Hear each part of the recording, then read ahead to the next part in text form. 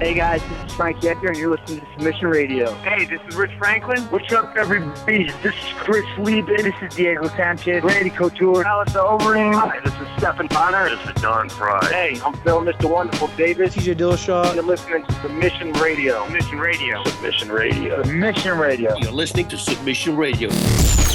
Welcome to the return episode of Submission Radio. It's February 22nd. Dennis Grado here with Kasper Ozlowski.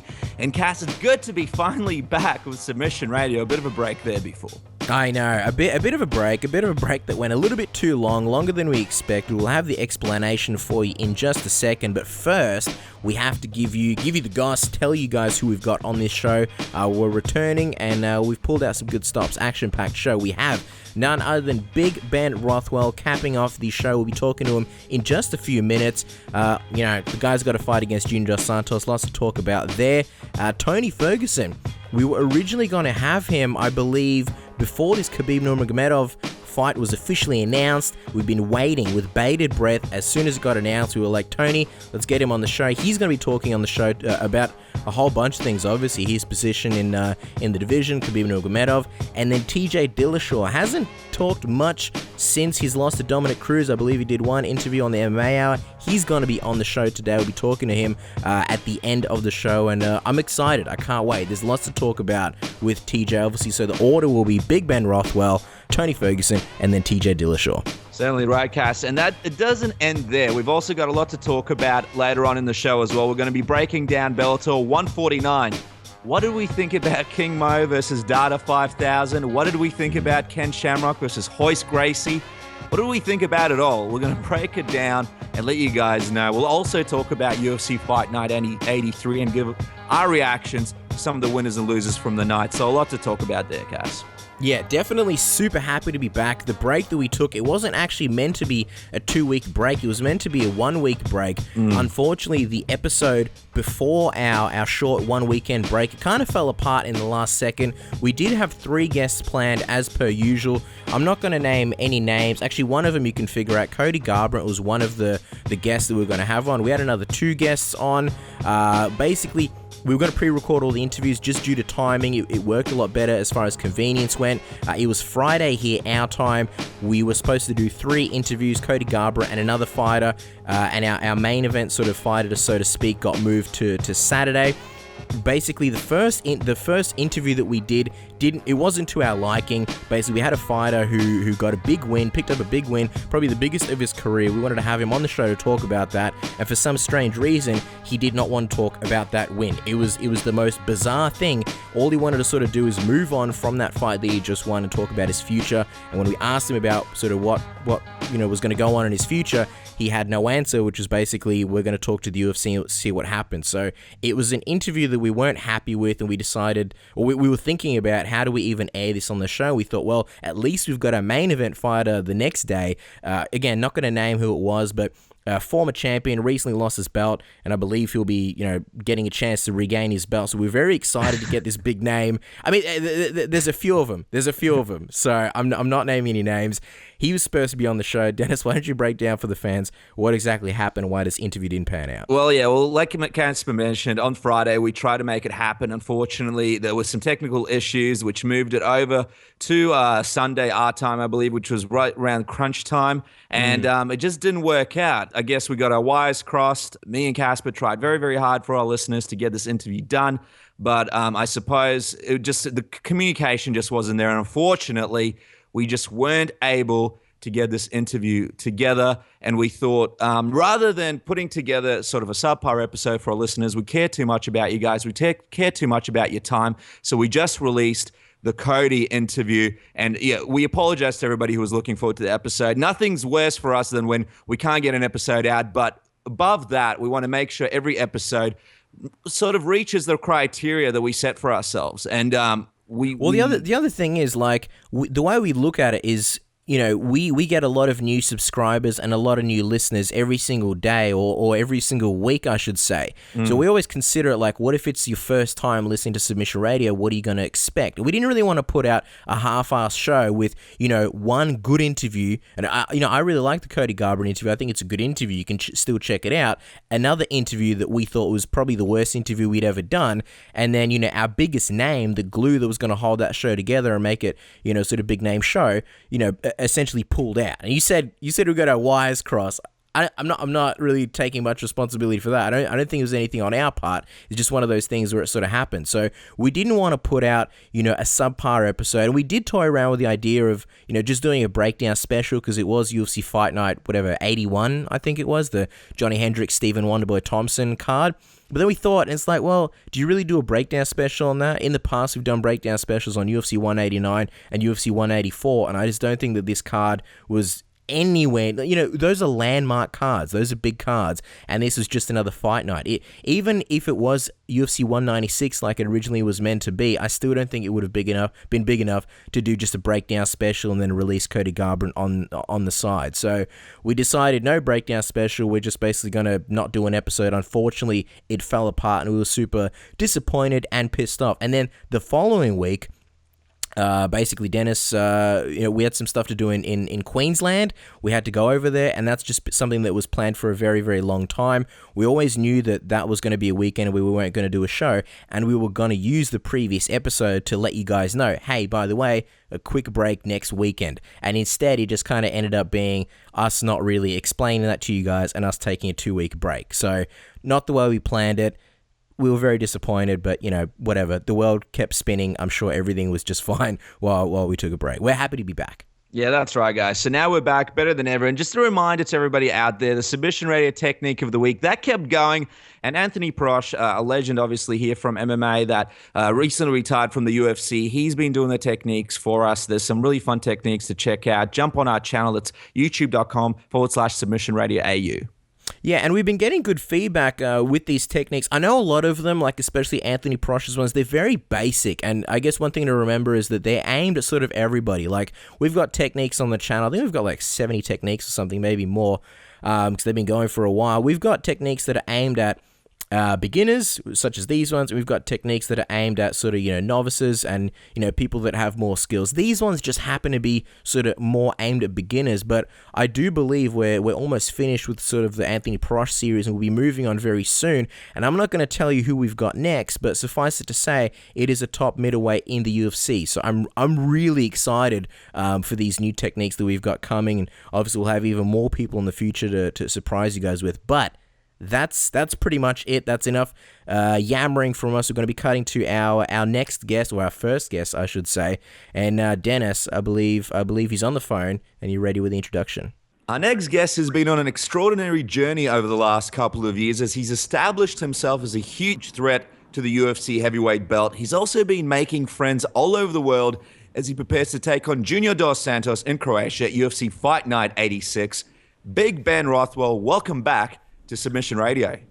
Oh, thank you guys. It's always a pleasure to have you on. Welcome back to the program, Ben. We've been stalking your Twitter as always, as we always do, and we saw. Yeah, there you go. Now, all good things. We saw that you actually spent a lot of time in Zagreb, Croatia, about a week ago to help promote the fight. Tell us about the experience. What was it like there?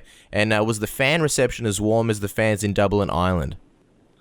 Oh, for sure. I had a great time when I went to Ireland, and it made me excited. When I got the fight opportunity, and instead of sitting around for 10 months, I like a lot of aspects of the fight. There's a lot of fans for both of us now, so it makes for a great fight. And the opportunity to go to Croatia, somewhere new. I've never been there before, but obviously training with Pat Miletich for 6 years. He was known as a Croatian sensation, and just growing up in the history there, I knew that the fighting was there, with Pro Cop and just a lot of that. The culture was there. So I was really excited for the opportunity, and things worked out well. And, I got to be there for a week. I could only do so much, but everywhere I went, it was like a positive. I had a great time. The fans really make it. And, it was just one of the best. I'm very excited, I'm at the point in my career now I can really honestly say I'm excited to fight.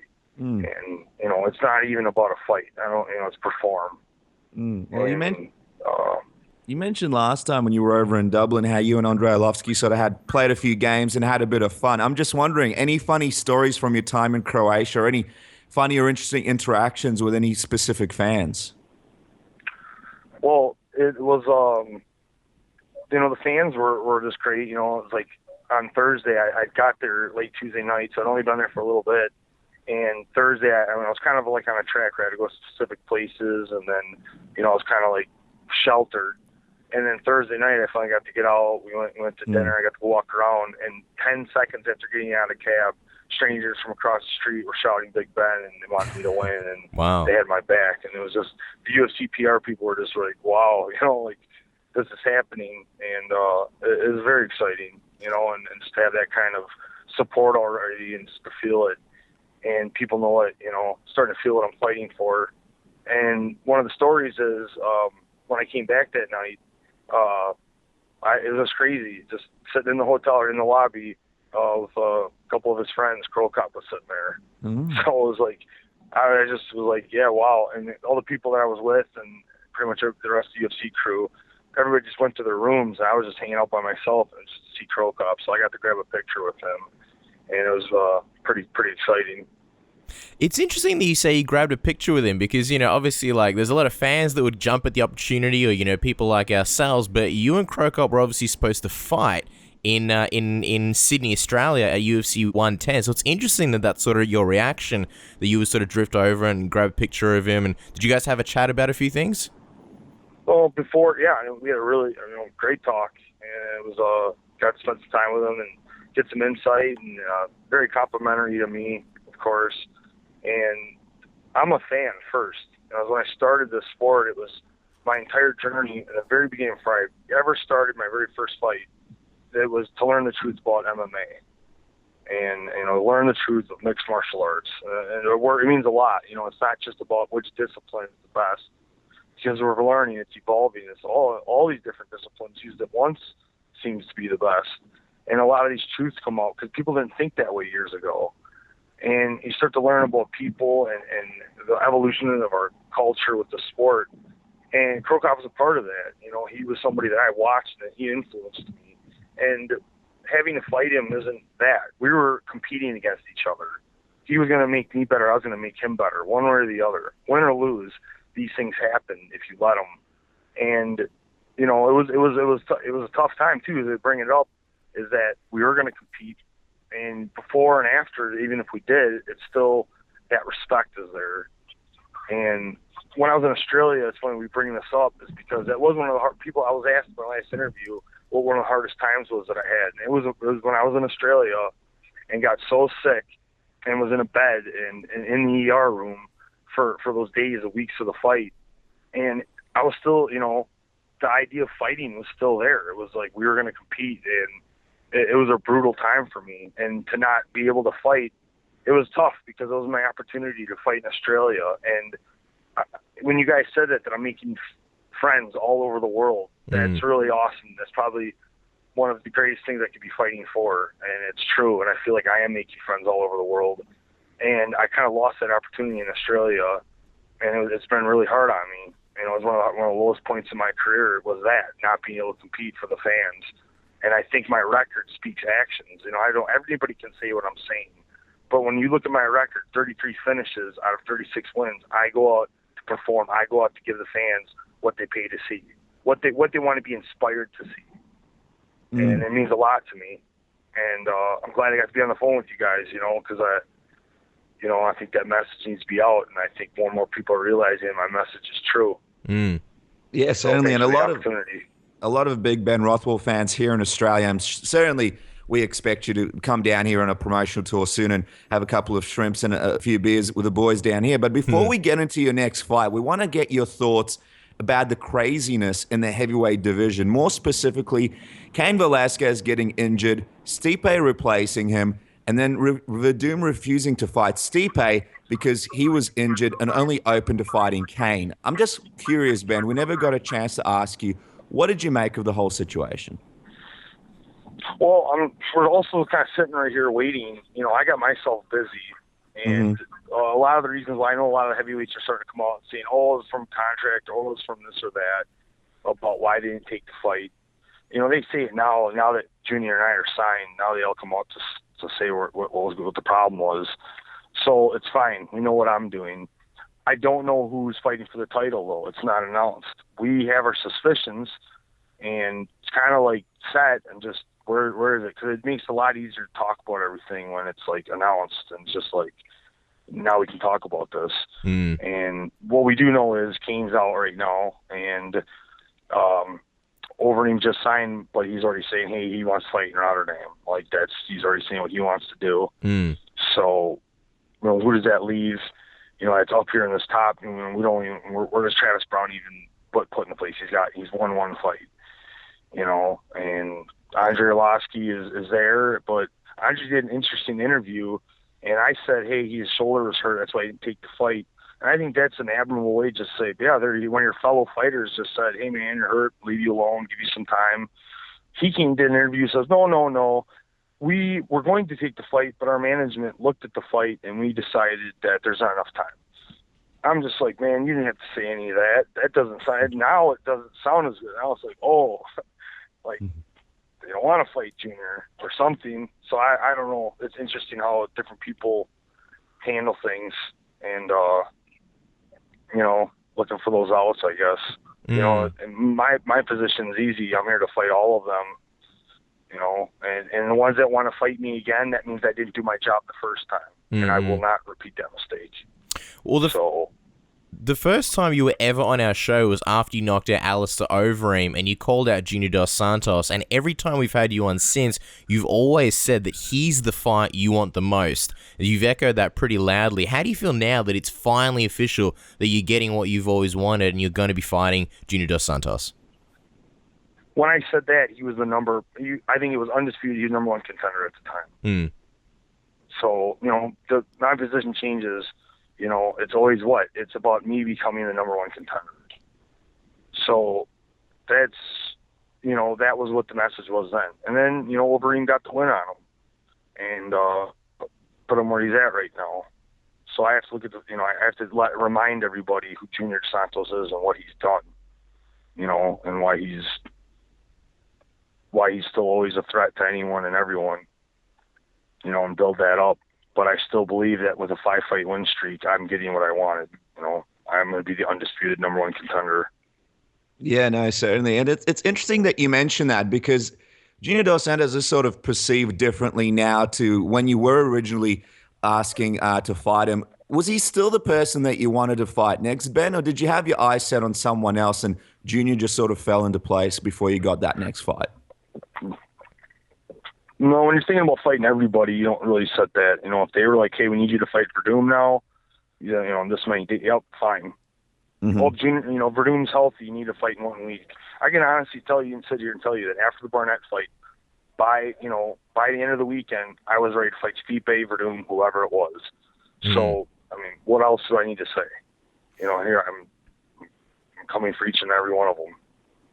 And that's the thing. You're saying you want to fight everybody and you will fight everybody at some point. How do you feel, though, about the way things have played out? Because, you could have faced Stipe already in theory and potentially beaten him, but instead, we know how that played out. Instead, you choked out Josh Barnett, sent a massive statement. Are you happy with sort of the route that it's all gone down and how it's played out? Or do you feel like if you had beaten Stipe in Ireland, it may have been you facing Verdum instead? Because from what everyone's heard, it's going to be Stipe and Verdum. Making the statement that I made means a lot more to me because it made it to the entire MMA community. If I go and beat Stipe, it's like, yeah, he was ranked higher at the time, and there was that. It's just something about how long Josh Barnett's been around and what he brings and the way I won the fight. It's such a bigger statement. And when the whole thing went out with Stipe that he got injured and he pulled out, it's just something that's got to hang on his head now. And I just stayed positive, and I said it, and I was upset. Everybody knows I was upset like the day or so, but I got over it real quick, and I said, this is going to turn around. And fighting Josh Barnett on Fox was, that fight was going to be on Fight Pass, me and Stipe. So there's a lot of, there is some negatives left there. And I just stayed positive, and I made a far greater statement beating Josh Burnett in the way I did on Fox television than I would have fighting Stipe. So it did work to my advantage. And now this fight, it's like I just follow the path. You know, now this fight makes I'm healthy, I'm ready, I'm good, and it is a fight that I called out. So I'm just getting to prove I'm a man of my word. I said I called out Junior Dos Santos, and when all these other heavyweights did not want to fight him and they backed out, here I am. I'm the one that just paid my dues. I'll do it again. So the statement continues. We just want to talk about quickly about that massive win over Josh Barnett that you mentioned. I mean, it was a tidal wave that was felt all around the world here in Australia. What was that feeling like for you when you realized you had the choke and he was tapping? I mean, you're an incredibly confident guy, but what was going through your mind when you realized, hey, I just tapped what people thought was the number one grappler in my weight class? Besides Verdun.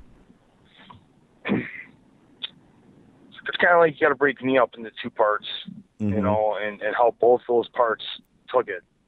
There is my fight night persona.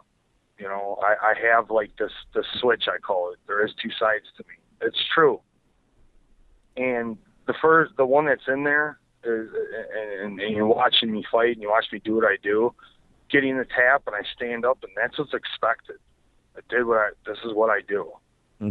Now, the guy you're talking to right now, like taking in what that tap did and the magnitude of everything that comes with it and the statement that was really made. Yeah, it took, I was still like at home on Wednesday, really thinking about it. Like, wow, what, you know, it did. It's surreal.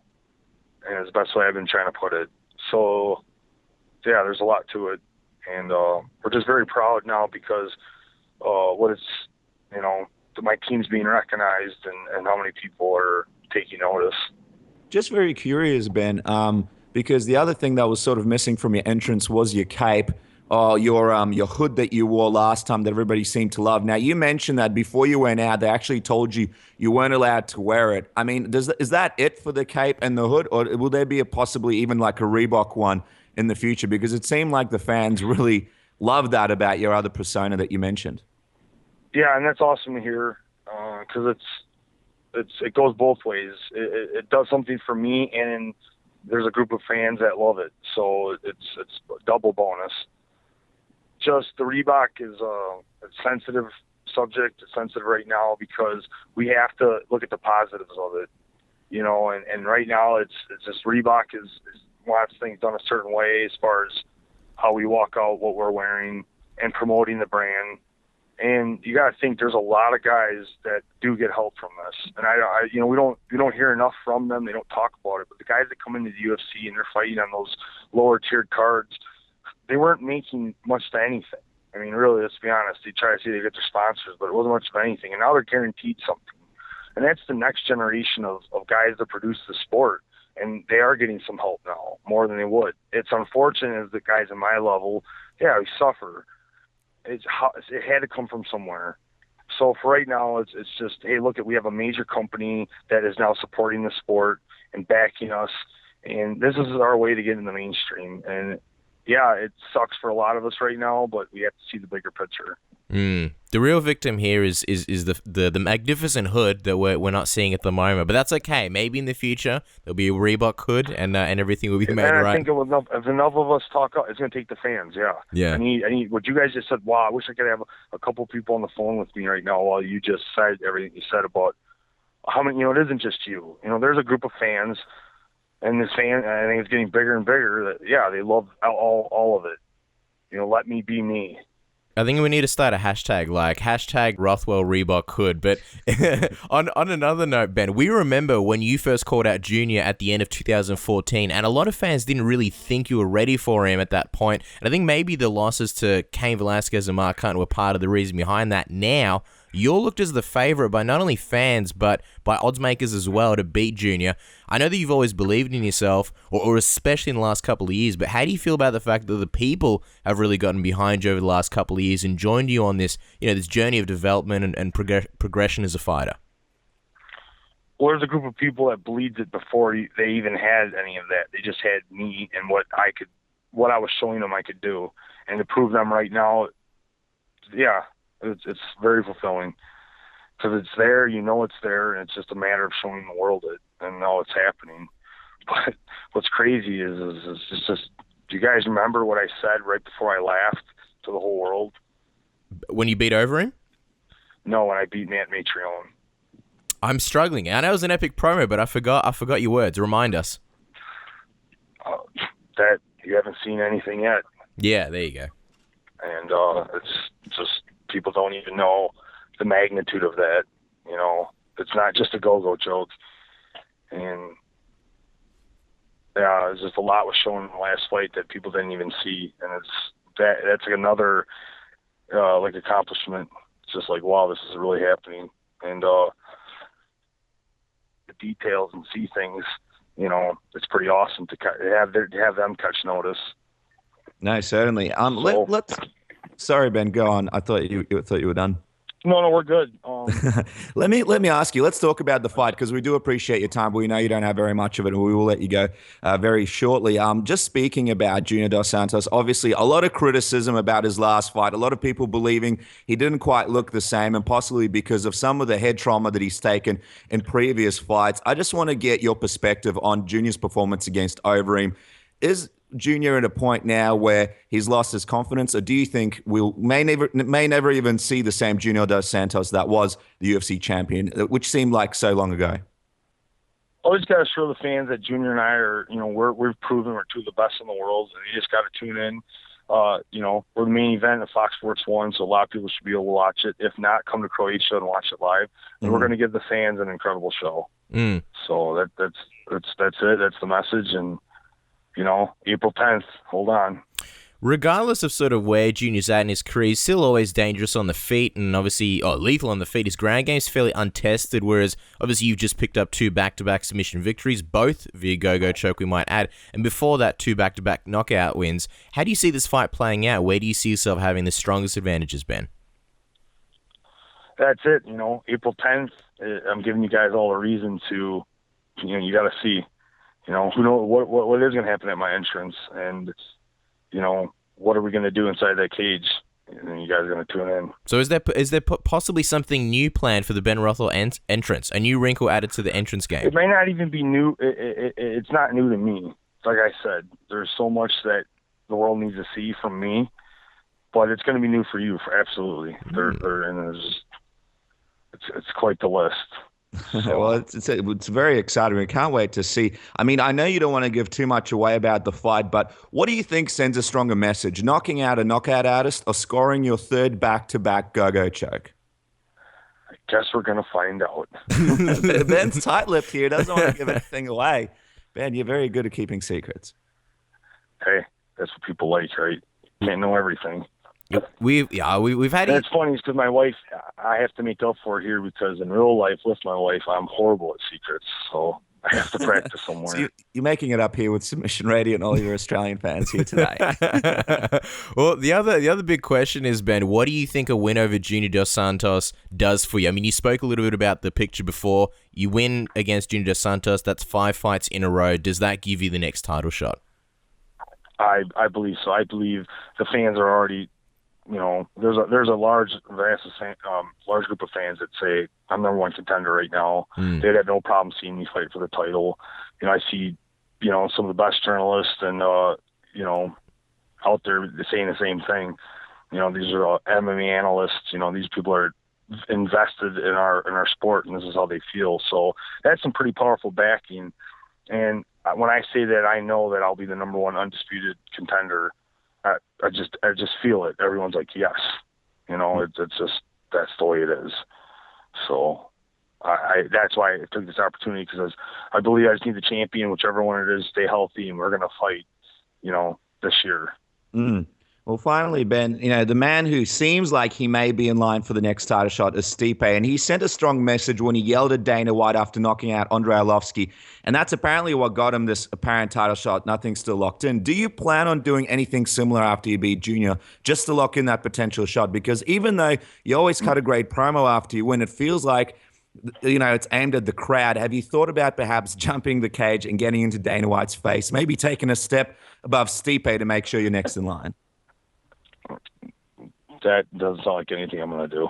Okay, well, then at least there's one prediction here. While we're talking about predictions, I know you're tight-lipped, Ben, but the fans would kill us if we don't ask you. I'm not expecting much from this answer, but prediction-wise, how do you see yourself beating Junior Dos Santos there in Croatia?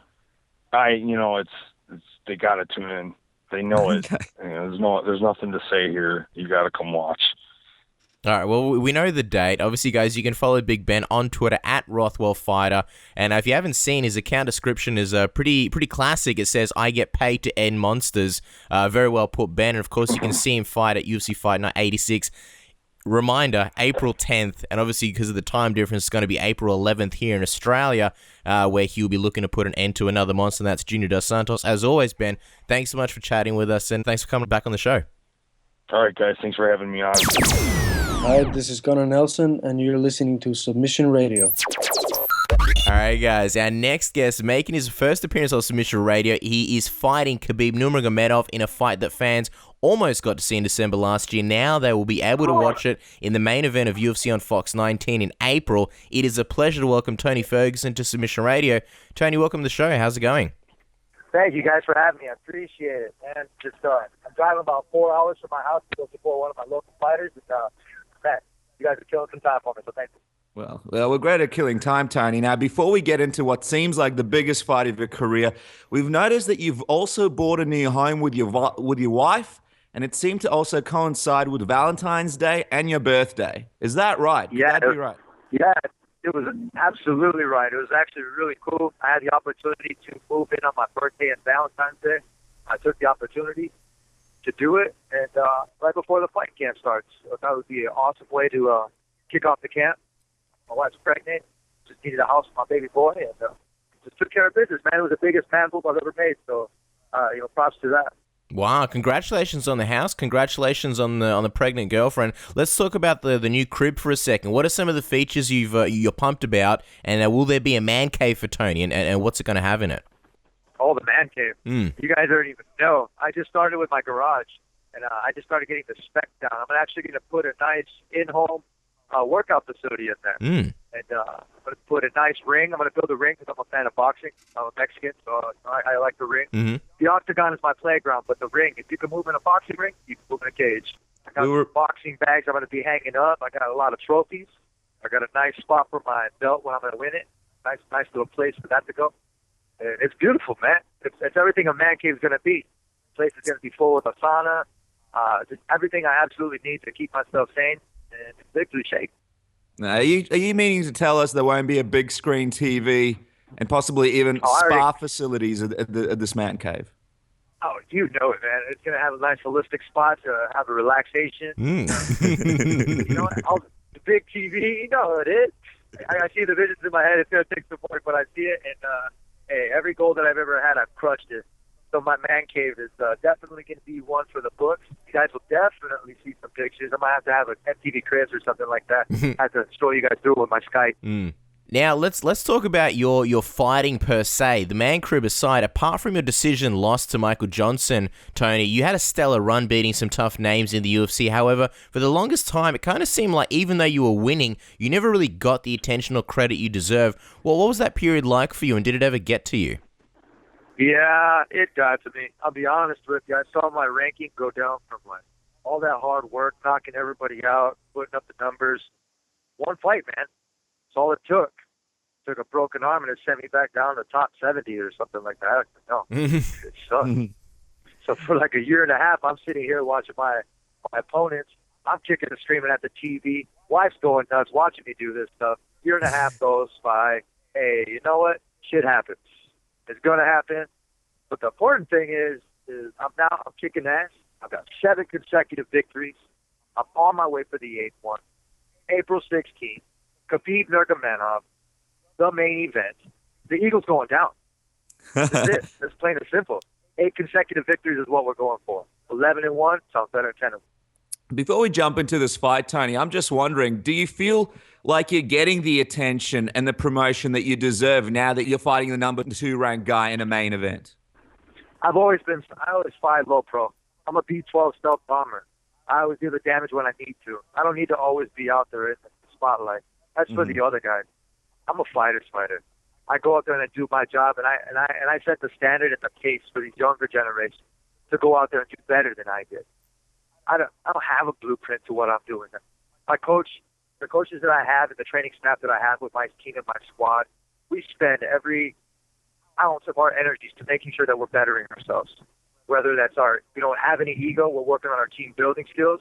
That way we have an aura. When we build that energy, it's loose back there. You're having fun. You're worrying about the technique. You're not worrying about all the other bullshit. I'm not worried about promoting myself. My moves and everything speak for themselves. All of my fights have been getting better.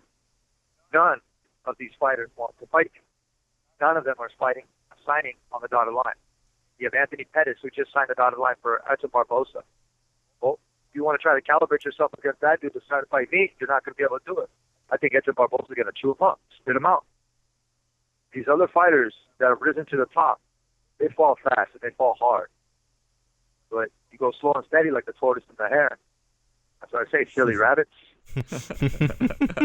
I like these analogies. I really do. This fight with Khabib, it definitely feels like a title eliminator, Tony. I mean, he's claiming that it is. Have you been told by anyone in the UFC that if you win, you'll get a title shot with 8 in a row? He's bullshitting, man. That dude needs to put up some numbers and needs to fight, put up some rounds to be deserving to get even a title shot. He talks about the title shot BS. I think it's BS on his part. That dude's shelf life is worse than a box of cereal.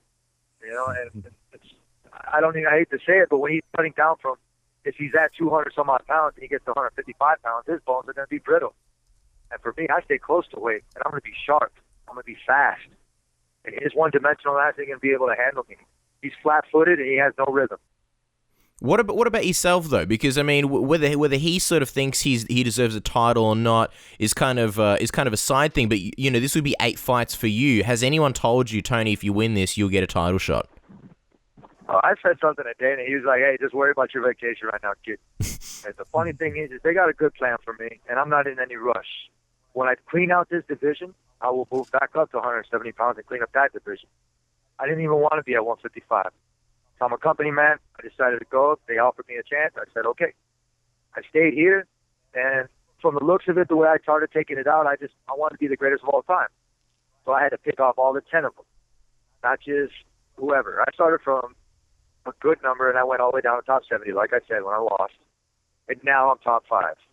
But I didn't take any easy route here, or easy route, and every time and every chance I've ever got, I've always tried to get better and finish my opponents.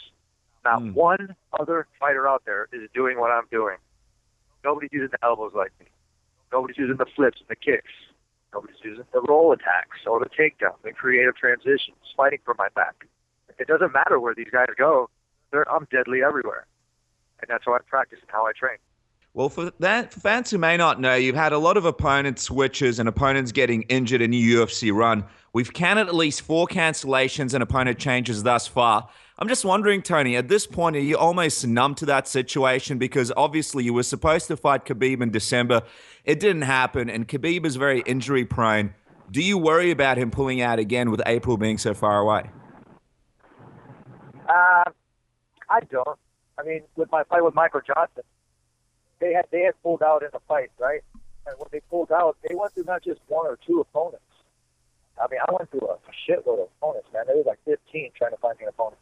And for myself, I like to stay busy. I don't like to just be on the sidelines. I'm a wrestler. I'm used to having tournaments every freaking weekend, man. Every weekend, and I'm competing that way, making the weight on Friday and competing on that Saturday, resting on Sunday, and doing it again on Monday. These other guys, I can't do that. I love to compete. I love to make money, and I love to be able to support my family. I like nice things. I'm not always out there, but I do work hard. These other dudes that are in my division, the only person I see who works as hard as me is probably RK. It's probably who, sorry? Even that much credit. Oh, Dos Anjos. Okay, but even still. And we were over at Rain Training Center. And, you know, there was a time where we could have trained together, but we knew we were going to face each other. But that dude does not want to fight me either. That dude's watching me on his Periscope and watching me on his Twitter. And I'm sure his coaches too. And respect to him and his team, because those dudes are class acts. They're pretty cool at beating them. Actually, and Raphael Cordero, he just won Coach of the Year, so congratulations to him. I saw him. He was sitting in front of me at the World MMA Awards.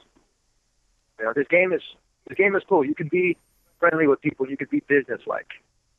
But when you got characters like McGregor going in here and being loudmouth, then it forces guys like me to go in there and shut these guys up.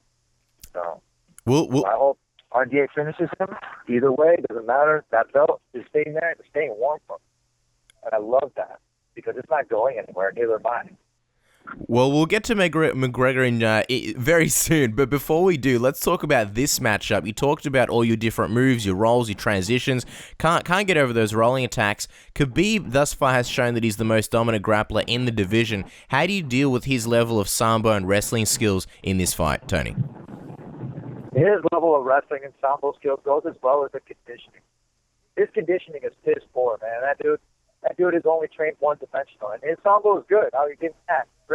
But my wrestling is great. It's phenomenal with my MMA and my grappling thing that I transitioned into with my jiu-jitsu. He's just too slow. He can try to emulate my style, but there is nobody out there to predict what I'm going to do next. You can try as best as you can. I level change quicker. I'm so more innovative and original than most of these guys that are out there. Khabib is. It's a comparison between a quarterback and a cornerback. I'm damn near close to being an all-state cornerback, and actually this dude, I'm going to put him on his ass. He's a sambo champ, and how do you beat a sambo champ in sambo? You take him from his feet and you throw him to his back. 5-point move in wrestling. I'm very familiar with that. And I'm going to go in there and I'm going to make an attempt to be one of my fastest finishes because I used to take pride in that in wrestling. My fastest pin in wrestling is about 3 to 5 seconds.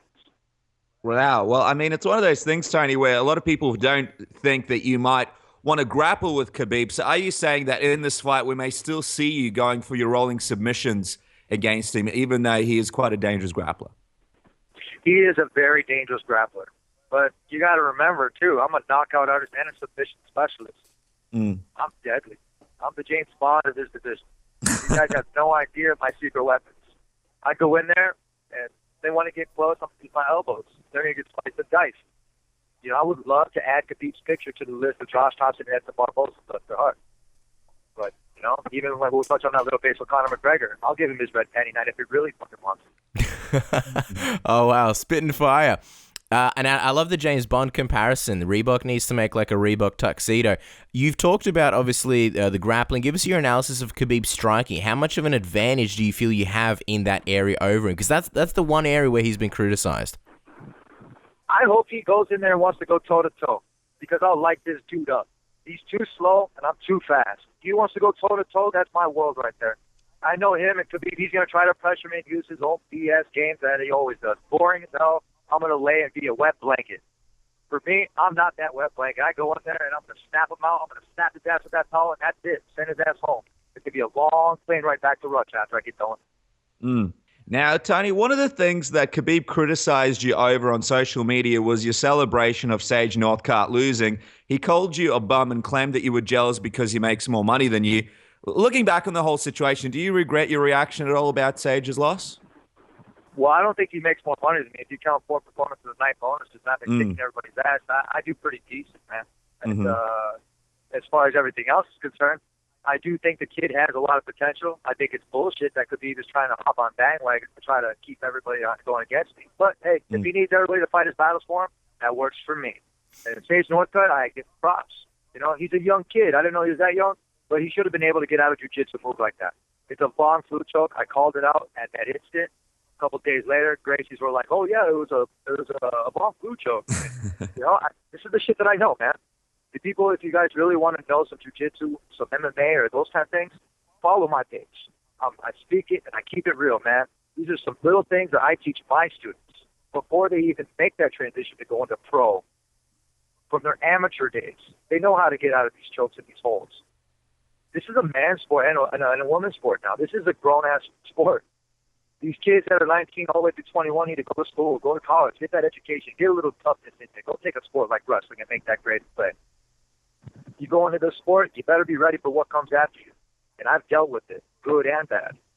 And like I said, if this kid has any heart, he'll bounce back. And it doesn't matter what goes on in his life. He's going to bounce back. He's an athlete. If Dana sees potential in him, that's cool. Because he saw potential in me too. But I went through the Ultimate Fighter house. I'm tough as shit. We spoke before about how the fight may potentially be a title eliminator and you may be next in line to be fighting the champion. Of course, the outcome of who the champion will be goes down at UFC 196 between Raphael Assuncao and McGregor. Give us, you touched on it before, but give us your sort of prediction and I guess break it down for us. Who do you expect to come out victorious in that fight and why? Whoever stays the calmest. That's how it's going to be. Whoever stays the calmest. The way I see the fight is whoever gets most excited is going to make a mistake. And that's how it goes with all the shit talk and everything else. You can't force a guy like me to make a mistake, though, because those are the kind of fights that I love. Somebody wants to give me that feel for that fire, they're going to get hit. All shit get hit. RDA's case, I'm not sure. I can't speak for him. I can't speak for McGregor either because they're in my weight class. I hope they get both knocked out. Double KO. They think that's how give it to me.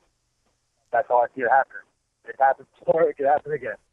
Yeah, I mean, there's a double KO. That might be a bit difficult to figure out who the champion, your next opponent will be. But let me ask you this, Tony. After watching what McGregor did to Aldo, were you at all surprised? And did it change your perception of him? Because I'll be honest, I thought Aldo was going to beat McGregor just like many other people because he was pound for pound one of the best fighters in the world. And then what McGregor did to him absolutely blew my mind. Did it change your perception of McGregor and his skills? No, it just made me fucking pissed off because I knew he was going to come to 155.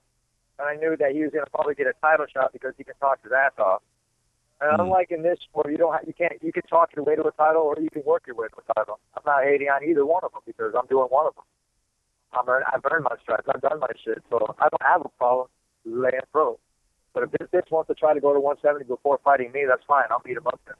But either way, you can't run from me. It doesn't matter. Because we all know what kind of character you are if you don't take the fight. The king talking all this shit, all this, and avoiding me. Not my words, not nobody talking about, but nobody wants to fight. And I love that because I fear this guy. And McGregor does not want to fight. He's seen me. I've looked into his eyes. I've shook his hand. He felt my grip. I do. I'm so far. I'm curious, when was this? When did you guys sort of have an interaction? When did you meet up and you saw this in his eyes? Yeah, my management office. We're managed by the same Paradigm Sports Management. Oh, of course. I love them. They're the Velcro of my management system right there. I love them guys. But I tell you what, that does not put any bad blood for anybody that's in my weight class. Now, Tony, obviously people are very interested to see how a fight between you and McGregor would go down.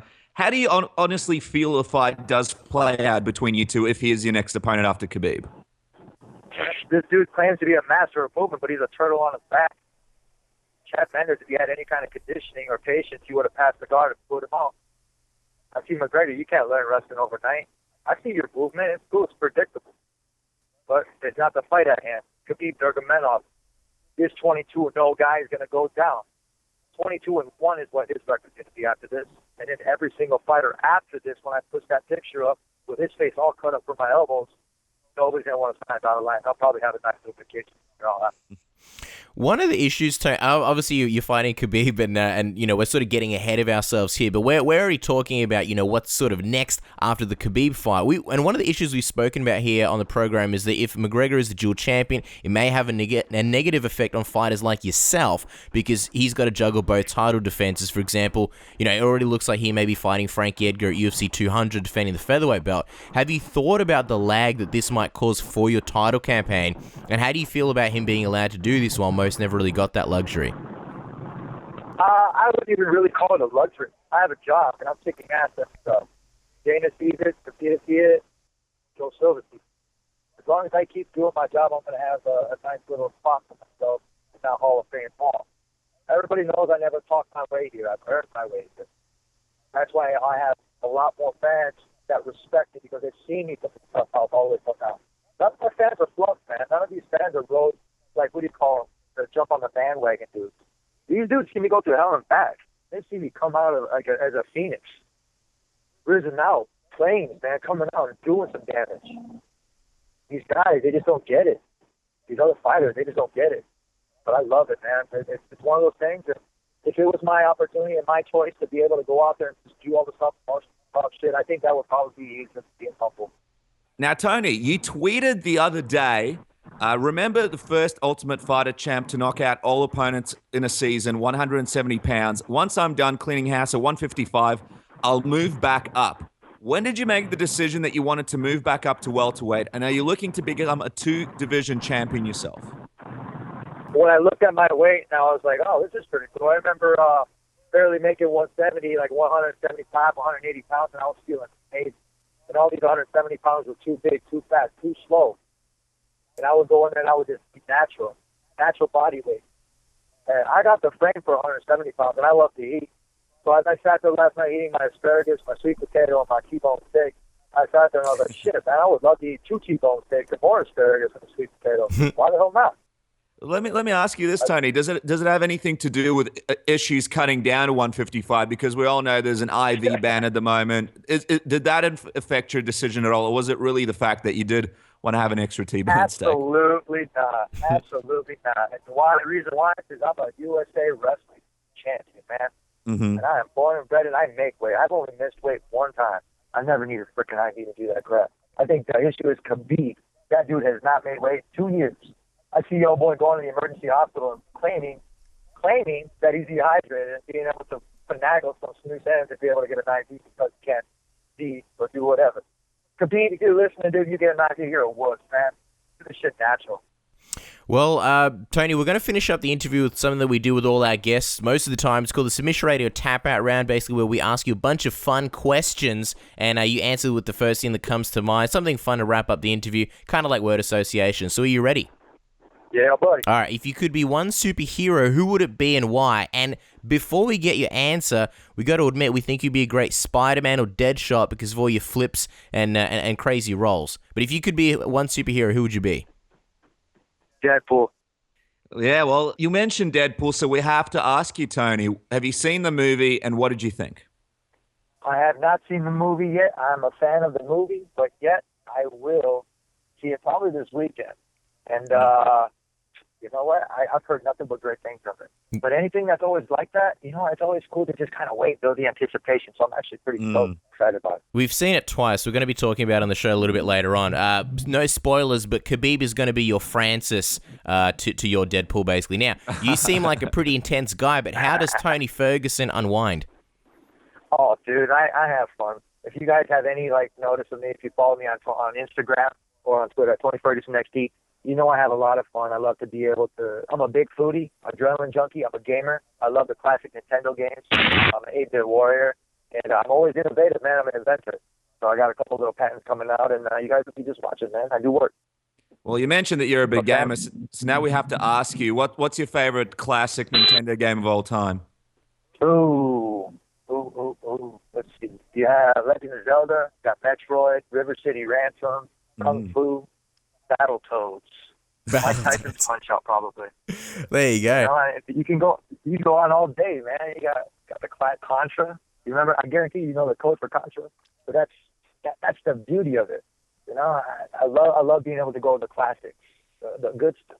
Yeah, that's me. Yeah, we're big Double Dragon guys ourselves. Now, Tony, give us your number one cruising tune. You obviously now you're stuck talking to us, so you can't listen to music. But normally when you're cruising, you got a long drive like now. What's your number one cruising tune? My cruising tune. I listen to Fetty Wap Radio.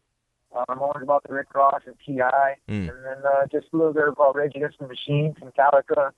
I keep it like Carlos Santana. I listen to some reggaeton. When I'm in the boxing ring, I like to move around. There's a lot of Spanish music, and it gets me in the mood, man. Just get that blood going, that Mexican Guerrero. Now, we noticed on social media that you were doing a bit of bowling. Could Tony Ferguson beat Khabib in a game of bowling? And if so, what kind of blowout are we talking about here? Oh, I would bowl over a 200 game, man. I would probably be like 220 and slide nice up in the 10th frame or something like that on one stupid pin by Khabib. Be like, oh, Tony lose. We're pretty sure he doesn't listen to our show, so you can be brutally honest, Tony. Freddie Prinze Jr., how good are his BJJ skills? He's pretty good, man. The dude has gotten in an accident. He's had a fused vertebrae. Oh. So I give him props for that. He's bounced back, and he had to take a leave of absence from acting because of that. And this dude's on point, man. He's a student of the Smackdown Academy, Tony Ferguson MMA system. And I just talked to him this morning, and he's not able to make it to practice tomorrow because he's going to go kick some ass in boxing. So I was like, all right, we'll see you next week, bud. Wow, Freddie Prinze Jr., almost like a Bruce Wayne or something, just skills in every area. Now, finally, give us the prediction Final question, Tony. How are you beating Khabib at UFC on Fox 19? Give us the prediction. I'm going to finish Khabib. Either in the first round or second round. I'm going to make sure. I don't want to keep him in there because it depends on how bad he pisses me off from now until then. I have 5 rounds to go in there and do work and make his face ugly. I did that with Josh Thompson for 3 rounds. He pissed me off at the weigh-ins. Edson Barbosa, I went in there and this was a job that I just needed to get done. He didn't piss me off. And, same thing with T-Bow. In this case, Khabib, I might make him go 25 minutes with me. Hit him in the body so many times he wants to quit. And I just see that happening. I just see quit in his face. Wow, there you go. Well, that's a bold prediction. Tony Ferguson looking to be the first man to not only beat Khabib Nurmagomedov, but do it in potentially 2 rounds. And you guys can obviously catch all the action at UFC on Fox 19 on April 16th in the US. And due to the time difference, it'll be the 17th of April here in Australia. And obviously follow Tony on Twitter and Instagram at Tony Ferguson XT to catch all his goodness and see what he's up to. Tony, thank you so much for being on the show and chatting with us. We appreciate your time and good luck in the fight. Hey, solid, man. Thank you, guys. Hey, what's going on, guys? It's Demetrius Johnson, the UFC Flyweight Champion of the World, and you're listening to Submission Radio. All right, guys. Our next guest is a former UFC bantamweight champion. He is looking to bounce back since his razor-close loss to Dominick Cruz and get straight back into the title picture to regain what he believes is rightfully his. TJ Dillashaw, welcome back to Submission Radio. How's it going today? It's going good, man. Just having a good time, hanging out with family up in Angels Camp, California. Came home to visit and hang out a little bit. But, yeah, things are going great. Having a great time. Tell us a little bit about that. What are you doing up there in Angels Camp, TJ? Well, it was mine and my brother's birthday here in February, so my family just wanted to celebrate both of our birthdays. I turned 30, so I'm old as shit now. So they wanted to make sure to celebrate our birthday together. And, I saw some old friends and hung out last night and just had a good time. It's an interesting one, TJ, because me and Casper, we're sort of getting close to 30. And every year that I get closer to 30, I have like this list of things that I want to do. Just ridiculous things that have nothing to do with my regular life. But I'm like, I have to do this before I'm 30. Otherwise, I've pretty much failed life. Have you done everything on your list? Or do you still have stuff that you sort of imported from your 20s into the 30s? I never actually obviously put down an official list, but there's always stuff. I mean, you always got to be setting new goals. Even if you do the things you want to do before you were 30, you got to set new ones, right? Or life's going to get too boring and complacent. So there's definitely shit I still want to get done. Yeah, true. But if you write a list, then that's the quickest way to fail it. So stay away from the list, TJ. That's our advice. Now, good call, man. Now, it's been just over a month since you lost the belt to Dominick Cruz. What's the month been like for you mentally, and what sort of place are you in now? Obviously you get a little bitter when you watch the fight, or even just end up watching UFC in general just about it, because I felt I won the fight. So it's a tough one to swallow, but it's been fine, man. I mean, try to help Joseph Benavidez get back into right after my fight. The week after my fight, I was back in Colorado helping him get ready for his last fight. So that helps you get your mind off it and helping your teammate get ready out in Colorado, and then trying to be able to do as much as I can. I have a fractured hand and foot right now that I'm letting heal up. I re-injured an old injury in my hand, I guess. I didn't know I had a fractured hand, but re-injured it 2 weeks before the fight, and then re-injured it, and then hurt it even worse in the fight. And then I broke my foot. They're both fractures. They're both small, and then fractured my foot in the fight as well. So it's small injuries. I just got to wait to heal up before I can get back at it full goes and stuff. I got to ask, how much did that affect you during the fight, those injuries, the fractured hand and the broken foot? Not at all. I didn't even know. Like, after the fight, I didn't even want to go to the doctor to get checked out. I knew it hurt, but it just, I was, maybe a deep bone bruise or something, and it didn't affect me. I didn't feel it while I was fighting. I had too much adrenaline going on. You're too tough for your own good, TJ. Now, you're no stranger to controversial decisions. In October 2013, you lost a split decision to Raphael Assuncao that you didn't agree with. Is it sort of like deja vu for you? And how does this recent loss compare to the one to Assuncao? Yeah, I guess it definitely is. I mean, obviously this one hurts a lot more. It was for the belt, and it was a name that I've been shooting for to beat for a long time. Beating Dominick Cruz, and going out and feeling I did so. It's a tough one not to get. Obviously it sucks to say it. It's kind of stupid that we do even say this in our sport, but you can't leave it to the judges. It's like crazy that they're like one of the only sports where you can't actually have a scoring system that works, and you know what it is, and you can't leave it in the hands of the judges. You need to knock someone out, which I try to do every fight, But but I left it too close. There's definitely things I should have changed, things I should have done differently, and I definitely could have fought better. But with saying that, the fight was awesome. Dominick Cruz came back and had a good fight. But, I still, even going back and watching the fight, I feel like I won it, man. I feel like I won 4 rounds. I feel the night of the fight, I was giving myself 3, just being, what I thought and cautious. I knew the fight was close, but going back and watching it, I feel like I won 4 of those rounds. I think he's getting a little bit too much credit for his bit long layoff and looking impressive when coming back. Sure, that's cool, but that doesn't win you a fucking fight. Sorry, excuse my language. You can swear on this. That's absolutely fine. All right. It doesn't win you a fight by coming off a big layoff and looking good, and making me miss doesn't win you a fight. I feel like he was getting scored because he was making me miss. Like, I knew I was going to miss. The guy's got great movement. That's what he's always been good at. The plan was to miss and to follow it up, which I did. And, I actually outstruck him. The Cowboy box numbers, I said I outstruck him by like 9 strikes. I know it's not a lot, but the way I'm fighting and pushing forward and landing the cleaner shots, I feel that's enough to get those rounds, It's a tough one, since beating Barrow in May 2014, TJ, one thing that, to us has been really apparent has been your confidence, and I think everyone's noticed anytime you've spoken about future fights or future opponents or fantasy matchups, there's never been any doubt when you speak, and I'm just wondering, after almost 2 years of being the reigning champ and being on top of the mountain, what does a big loss like this do for your confidence? Nothing with the confidence. I mean, you got to be as much confident as possible in this sport, or you're not going to get anywhere. I think that's actually what's winning Conor McGregor a lot of fights is just his pure confidence in his shit talking. But you got to have that behind you, or I don't feel like you're going to be successful. You got to learn to be confident, and obviously training as hard as you possibly can keeps you confident. But a fight like this, I mean, just kind of remotivates you to change some things up, knowing obviously you got to still grow as a fighter, which that's why I moved out to Colorado and making adjustments in my fight camp. It's not going to do nothing with my confidence. I'm still very confident because obviously I feel I won that fight too, and Dominick's a great fighter. I mean, it was an awesome fight. Going back and watching just how technical the fight actually was, I thought it was even just a very entertaining fight. Even for him making it as boring as possible. Mm-hmm. If I wouldn't have pushed the pace, the fight could have, like, if I would have just stood in the middle of the octagon, that fight could have been really boring, but that's just not my style, man. I mean, I want to be the best and I want to be entertaining at it. And I don't know, man. It's just, that's the way I'm thinking about fighting. Well, you posted something on Instagram recently that caught a lot of people's attention, and it was a pair of runners and pillows with a caption that said, only equipment needed for the rematch against Cruz. Next training camp is going to be strictly running marathons and pillow fighting because that little bitch doesn't want to fight. He wants to run and throw his pillows around that he calls fists at Dana White at UFC. Give me the rematch to get back what is rightfully mine and should have never lost. No more being respectful or nice because that doesn't seem to get shit done. Get you shit anymore. Sorry. You've always talked about how you're a martial artist and you try to respect your opponent. You despise the WWE aspect of MMA in terms of trash talking, but was it hard for you to sort of do a 180 and come out with something like this? Because it seems like you're sort of doing it reluctantly. To an extent, you know what I mean? Like when you're the champion, you don't have to talk shit to push your way up to get that fight, and there's gonna be plenty of guys talking their mouth off and making it some sort of drama to make it seem entertaining for them to get that title shot.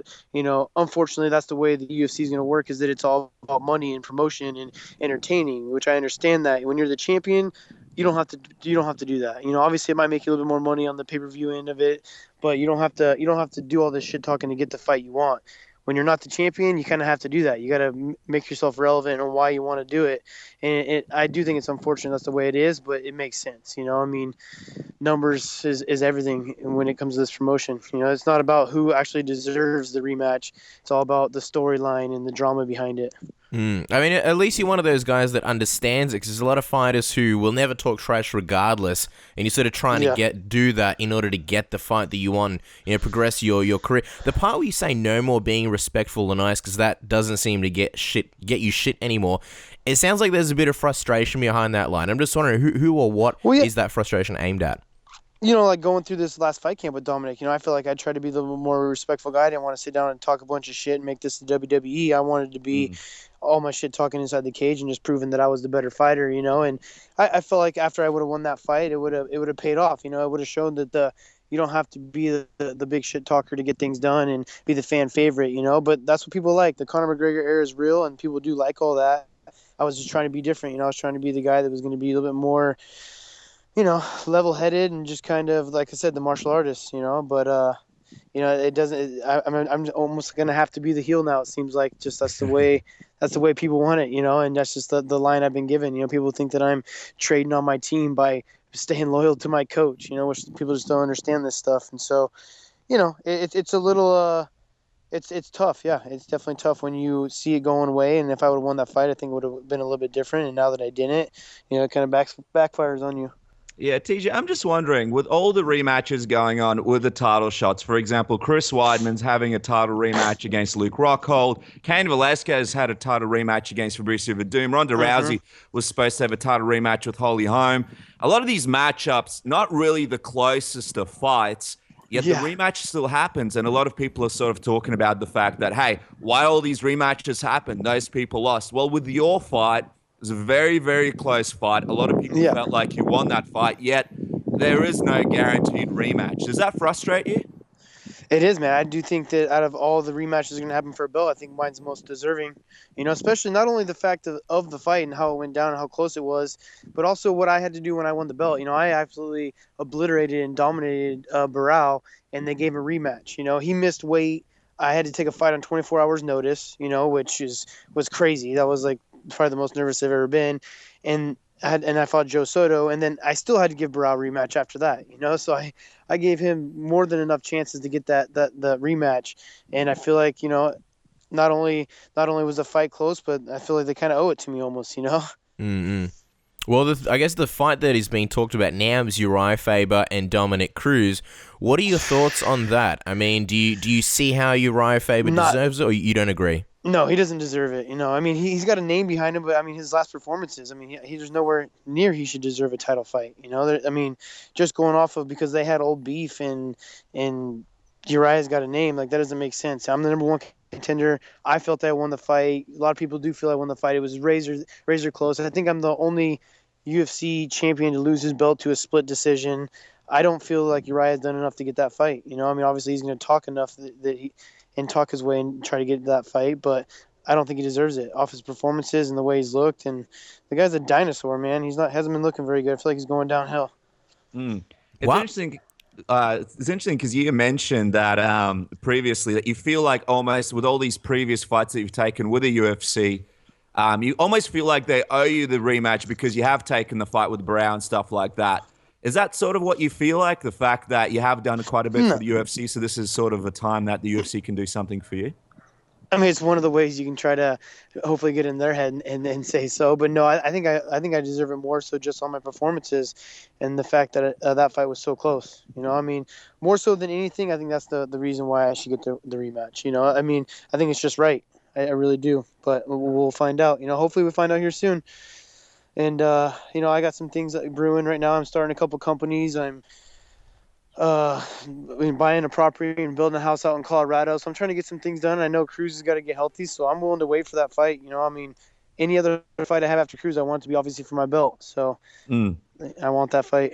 Well, let me ask you something, because you touched on it just briefly, and I think Casper's going to ask you about it. So sorry for stealing your follow-up, Casper, but the dinosaur remark about Urijah Faber. Why do you feel like he's a dinosaur? A lot of people still feel like he's in the prime of his career. Prime? No way, man. He's good. Don't get me wrong. Urijah is awesome, man, and I have a lot of respect for the guy, but I just don't think he's been looking as good as he used to. I feel like he's slowing down. He's not dominating guys. He had a tough fight against Cisco Rivera until he poked him in the eye. Didn't look very good against Bruce Leroy until he choked him. He just beat number 13 seed, very close fight, and was gassed out in the process. I just don't think he's looked as dominant as he has in the past. I felt like he was a better fighter 4 years ago. It's 37 years old. That's old, man. I don't want to be fighting when I'm 37 years old. Really? So you just turned 30. How long would you like to fight? You in 7 years you won't be competing. Is that what you're saying?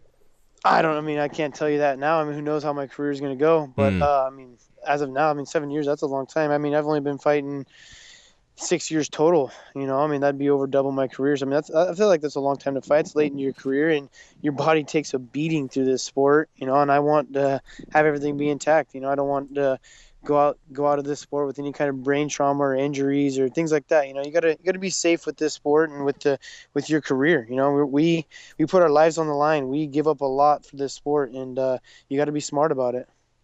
Well, let's say you do get this rematch. If not immediately, then at some point, what are you doing different? Yeah. Would you be changing much about your preparation for a rematch, given that it was such a close fight? Anything specifically you'd work on differently, or do you think that it was so close that on a different day you'd get the nod from the judges? No, there's no way I'm going to leave it that close. I'm definitely changing things up. I mean, even when you win fights, you got to look at what you're doing wrong and you have to improve it. That's the only way you're going to stay on top.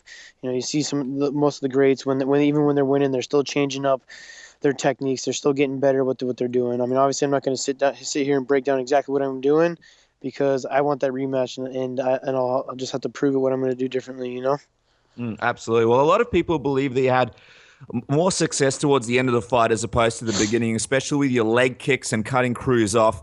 What do you think that is, and do you think you'll be able to implement that in your game plan sooner in a rematch? And also, when you look back at the damage that you caused Cruz with your leg kicks, are you sort of a little bit disappointed that you didn't chase after him and kick him a little bit more? Maybe would have stopped the fight a bit earlier? You know, I think it all just came down to me figuring Cruz out. You know, I mean, I haven't had much tape to watch on the guy. In the last 4 years, he's fought in 1 minute, you know, so I haven't had a lot of tape to watch. I watched some old stuff. You know, he's got some new things going on. He's a smart fighter. He's a great analyst, so he knew what to expect of me coming in there. He's been watching me fight a lot. I think it was just me kind of getting comfortable and figuring him out a little bit, you know. He's got awkward movement. You know, you can't really. It's hard for him to train with anybody that moves like that. So I think it was just me figuring out his timing and figuring out his movement. You know, and now that I'm going to continue to get that down and have that down, I think I'll start where I left off, where the fight left off, in that fourth and fifth round, just being a little bit more dominant in the fight. You know. Well, while we're sort of talking about your preparation, how was your preparation for that fight? Because this was your first official training camp. You know, no longer a part of Team Alpha Male. How did it compare to your previous camps, and were there many differences? No, I mean, camp was great. There was differences. There was good differences. But, you know, I trained for my last Barral fight. I was out in Denver. I trained for that fight out in Denver as well. So everyone's making it sound like this is a brand new thing. It's just the only reason why it seems so brand new is because it was brought into the media by during the Ultimate Fighter with Conor McGregor and all that stuff. You know, this is still the same. I was out in Denver for the Barral fight, and then I would go home to Sacramento and train with all the guys on my off season, you know, and then I'd go back out for my camps. I was even going to do that in my fight in April that was going to be against Brown until I broke my ribs. So I was spending a lot of time out in Denver already. But the good thing about this last camp is that Muscle Farm took over. You know, they made everything under one roof. They gave me everything I possibly needed. You know, they brought me training partners that I needed. Joseph Benavidez, Lance Palmer were out there, helped me out. Camp went great, man. Training at altitude was awesome, really, really tough. And it's nice to have that in my back pocket.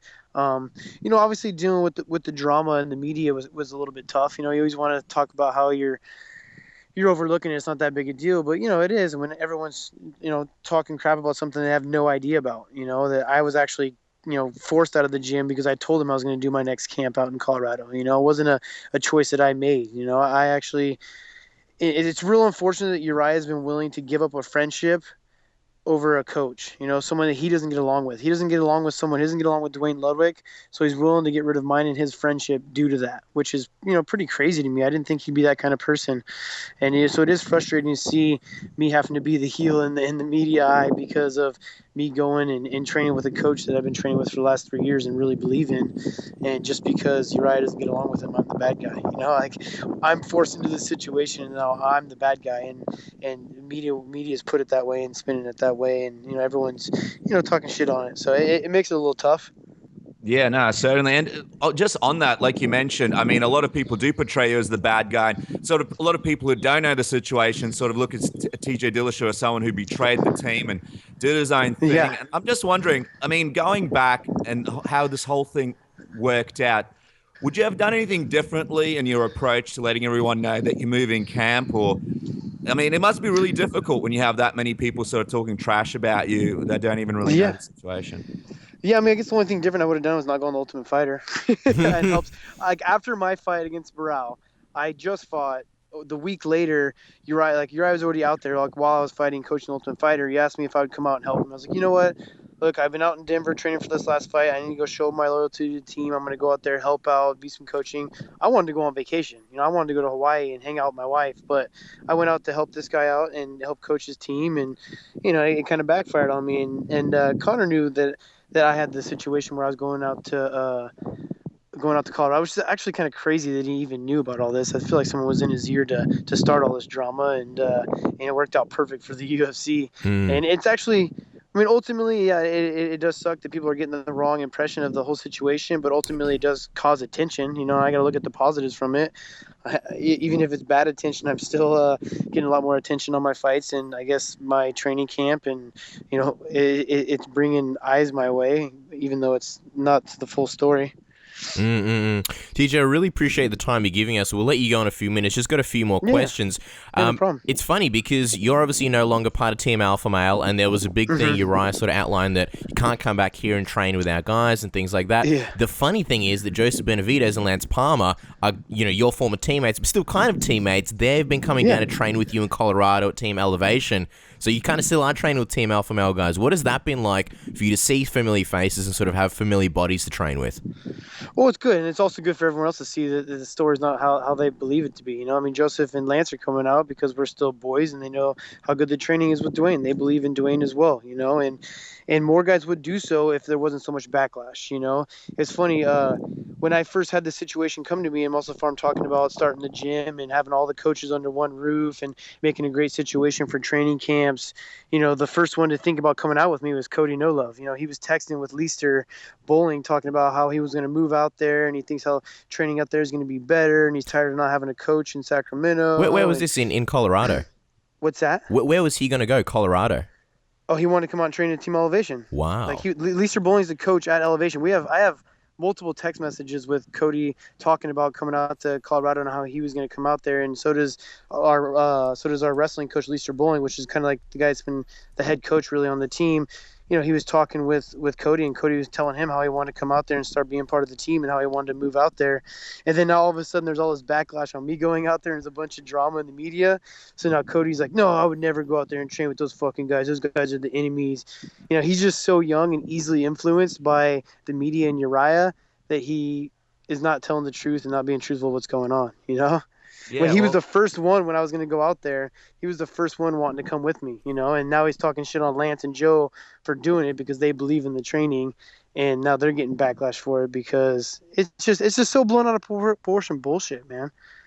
Yeah, well, it's interesting because he actually made those comments on this program a few weeks ago, so it's funny how it all gets blown out of proportion. He was on the program. He mentioned how he wasn't completely comfortable with Joe and Lance going and training with you, and now that you're no longer a part of the team and the situation won't go over very well when they return to Team Alpha Male, do you think that Joe and Lance may end up moving to Team Elevation full-time sooner than later in the future? Because when Joe was talking in the press conference, he said that, look, I'll always be a part of Team Alpha Male, but I'm going to be spending more time at Elevation for my next camp.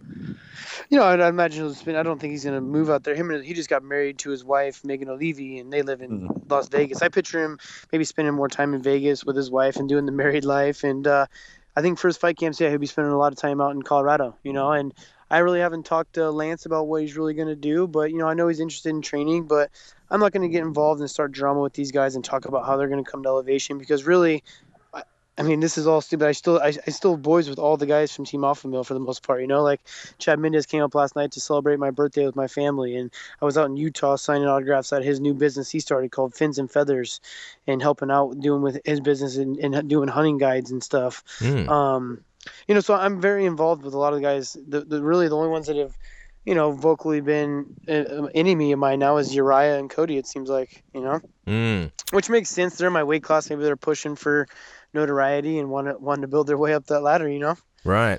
Shout out to Fins. Got a target on my back. Shout out to Fins and Feathers. Couple more questions, then we'll let you go, yeah, well, TJ. I'm actually coming out to New Zealand in April. We're doing a red stag hunt out in New Zealand. Me and Chad are heading out there. Chad started this cool business, Fins and Feathers, where he does a guide service. It's called a celebrity guide service. Chad's an avid hunter. I've been one my entire life. started this to where, you get a guided trip, you have very reasonable prices, and then you also get to pick a celebrity that you want to go with you and hunt as well. And we got everywhere from mixed martial arts, UFC fighters to actors to basketball players to baseball players. He's got like 15 to 20 celebrities on his list that you could choose a hunt, you can choose a celebrity to go with you. So I'm pumped I get to go to New Zealand and do the red stag hunt. It's gonna be sweet. Man, that's awesome. So are you just to clarify, are you guys going there as the celebrities, or you're going to be going with other celebrities? How's it working? So on that one, we are the celebrities for that one, me and Chad. And then it's guided by a third party. So, not only does Chad know how to hunt, he's a great guide as well, but it's going to be professionally guided by someone else, and we'll be the ones hunting along with whoever else buys the trip. Wow. And, Chad started a great thing. We were just at the Utah hunting convention for the Mule Deer Foundation, and it's gotten a lot of attention, and I'm really happy for Chad because this is his passion, and if he can start making a living off his passion, it's amazing.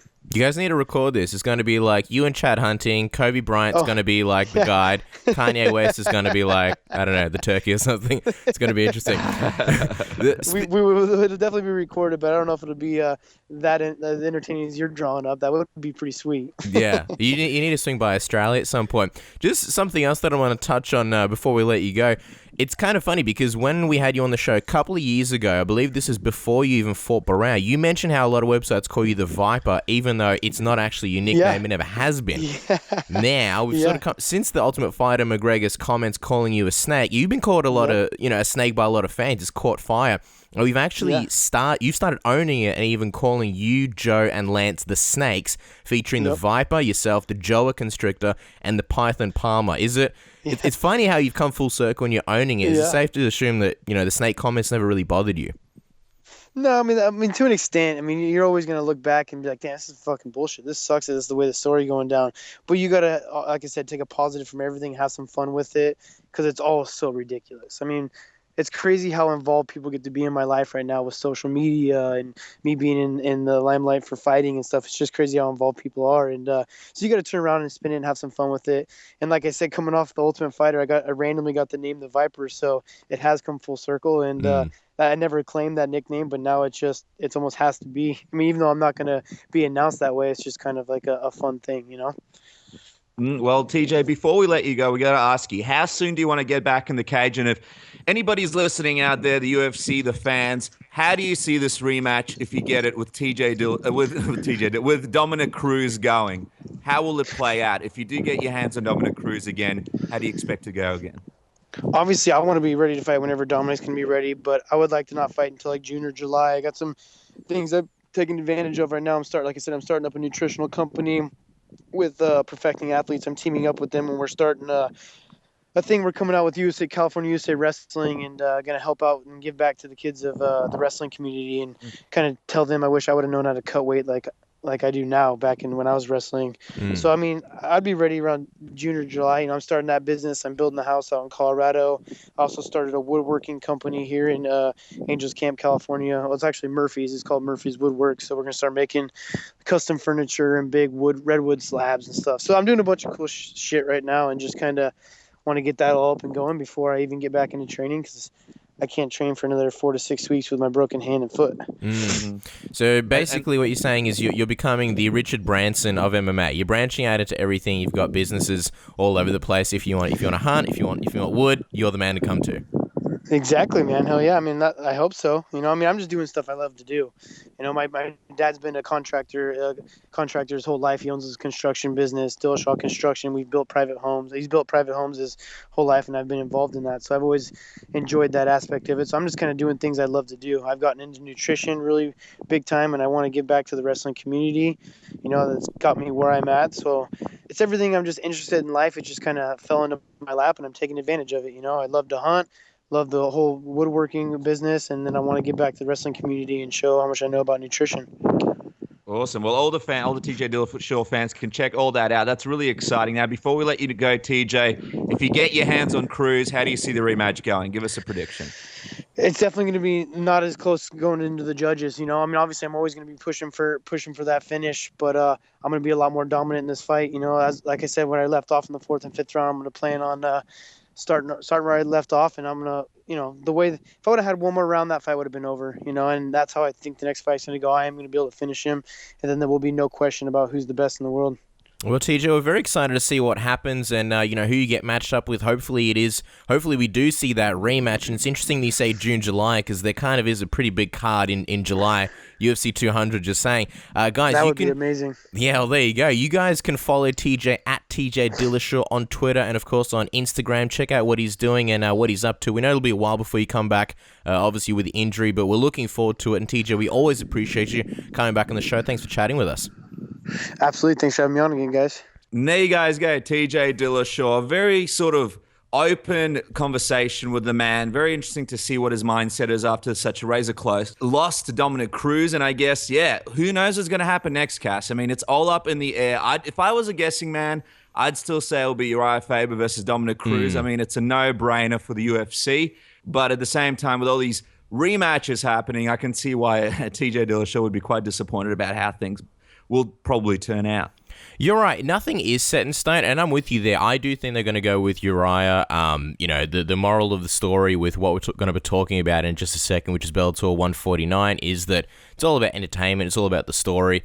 And I think at the moment, there is a lot more of a story with Urijah Faber and Dominick Cruz. I mean, the wheels have been in motion already to sort of promote that fight, not necessarily from the UFC standpoint, but just from Urijah and Dominick Cruz. So, but listen, I can understand completely why TJ would want to get that rematch, and he feels slighted. So we'll see. And I think at some point, TJ will be versing Dominick Cruz. I wouldn't even be surprised if he sort of sat out.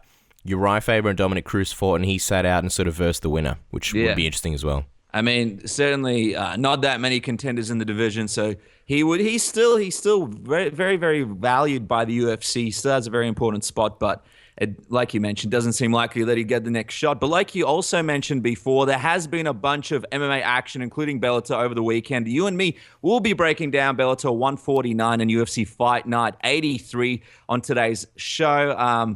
Wow, I mean, storylines and entertainment is what Bellator was all about, but a couple of main events with not the youngest competitors cast for Bellator 149. Where should we kick off this conversation and discussion about the event? And boy, did it show. You know what? Before we even talk about the event itself, because this was... just sort of in the lead up to this, I'll be honest, right? Say what you will about Kimbo and Dada, and we will say it. We will say it in spades, and then we'll talk about Ken Shamrock and Royce Gracie. Yep. I actually haven't been this excited for an event in quite a long time, not a Bellator event at least. Because leading up to this, I had to do a lot of research and sort of find out a lot about these guys. Not necessarily these guys, but more Dada 5000. And I didn't know much about him, so I took the time. I watched Dogfight, Dogfight, whatever you want to call it, which was an interesting watch in on itself. I watched all the press conferences. I checked out all the pre-fight interviews. I sort of wanted to find out where these guys were in terms of their headspace. And obviously, this fight, it had a lot of implications, not in anything to do with MMA, but I guess there was a lot of egos involved in both the main and co-main events. Something that I actually read, I think it was today, on a side note, because of all the crazy things that are happening in Bellator these days, I mean, it's not even reserved to just the event. It also happens at the Fan Fest. We saw Tito Ortiz and King Mo get in each other's faces, or King Mo go and approach Tito, and it sort of turned into a bit of a thing. Apparently, King Mo didn't really want it to be a big thing. He didn't want people to go record it, but it ended up being an argument in itself. Yeah, I don't know if you heard about this, but Mark Hall, right? Former UFC fighter. When I say former, I'm talking about back in the day. He fought Don Fry 3 times in the UFC. His last fight was in 2001. All right, so UFC veteran. Mark Hall was at the Fan Fest at Dave & Buster's for Bellator 149, and apparently, I believe this is courtesy of Jeremy Botter from Bleacher Report, so shout out to him. He was going around giving out flyers to fans explaining why he should fight Ken Shamrock. Oh, wow. Yeah, all right? A guy that no one's really heard from for a while. Like, I can't stress this enough. Last fight was in 2001, and apparently he got kicked out because he was charging people $5 for a photo and an autograph, right? Oh, So man, there he's you doing go. something. We should take a page out of his book. We'd make a bit more money through Submission Radio. Yeah, charge $10. But we'd have to explain to people who we are first. Hand out flyers. Yeah, why you should care about Submission Radio. Oh, man. But yeah, okay. I would love to see those flyers, like, because he's sort of an old school guy. So to me, it seems like it would be like one of those word out flyers with like bulletin points made in words.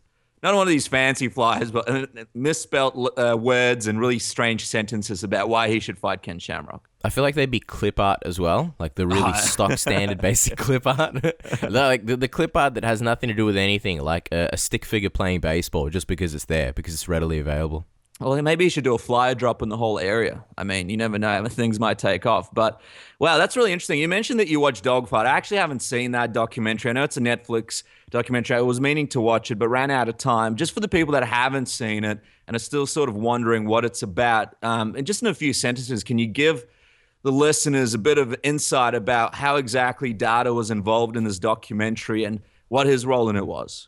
Right, so he's the referee and the promoter for these backyard fights. They basically tarp off, the fights took place in his mum's backyard. Wow. They tarp off all the fence so that, people couldn't just watch through and they'd have to pay the entry. Although people would like climb up trees and wait through the, look through the gaps in the fence to watch these fights. And it's interesting, even though the film or documentary, whatever you want to call it, even though it is about Dada 5000 and the street fighting, it's more sort of about the people as well. It's based out of Perrine in Miami, which is like a ghetto, and the black population is either 63 or 73%, depending on whether you're going by IMDb or the actual narration. So there's a lot of people with not a lot going in their lives. A lot of them are sort of ex-cons who can't find jobs. Everybody's poor, and Dada kind of he's promoting these backyard fights, and it sort of takes you into the lives of the fighters. Again, a lot of those are sort of ex-criminals who have nothing going for them, and it's pretty crazy. Some of the fighters died.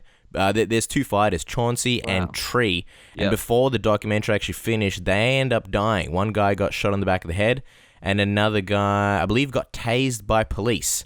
So not a lot of good sort of surrounding it, and whether it's to do with the backyard fights or not. And I don't know, it's just one thing, and then sort of towards the end of the movie, you see Dada sort of move into MMA, and he has issues with like the commission telling him you can't do this anymore, and he's obviously signed up for an MMA fight, and he starts training, and in this movie he's sort of billed as like this guy that everybody's afraid of. He says, I don't want to be a referee, but no one wants to fight me. And then when he starts training MMA, he just looks really out of his element. And the coach, he goes down and trains at MMA Masters, which is obviously where guys like Ricardo Lamas and Luis Palomino train. And it just seems like a real uphill battle for the coach. I think he's got that Street Fighters mentality where he's like, I'm the king of the streets. This is sort of beneath me. And I think he finds out the hard way that it's not, and he sort of struggles. So I don't know. One thing that, and then he ends up obviously fighting, and it's a kind of horrible fight. He ends up, winning, and the guy's in mount, and the referee stands up the actual fight. So it's a little bit all over the place. But the one thing that I can sort of take from it is that there was a big sort of seems like Dada 5000 was all about the streets and all about the cage fighting, but he was really out of his element when it came to MMA. Like there was a lot of there's almost like a missing link. Like Dada in the movie seems like he's got a bit of a warped reality. He kind of thinks like the streets and backyard fighting is the same as MMA. And even once he starts training, kind of doesn't seem like he has maybe the respect that he needs for MMA, doesn't really believe in it wholeheartedly. Kind of seems like he finds out in the end the hard way that there is a sort of, big difference. Like he may know everything there is to know about Perrine and the streets and the hood and things like that, but he doesn't really know anything about MMA. And he says things like, if you can fight on the streets, you can fight anywhere, which, as we're going to discuss with Kimbo and the Dada fight, which, it isn't really true. Yeah, well, I'll tell you what, I think you saved me a lot of time. A very good analysis there, Casper. And sounds very interesting. So, I mean, the segue is there, so why not take it? The fight, Dada 5000. And by the way, before we talk about the fight, why is it 5,000? I feel like 500 is better. Why 1,000? I don't know. Could be Dada 50. I don't know. Is there a 500 in the hood? When you were watching the documentary, was there like a 500, so you had to take the 5,000?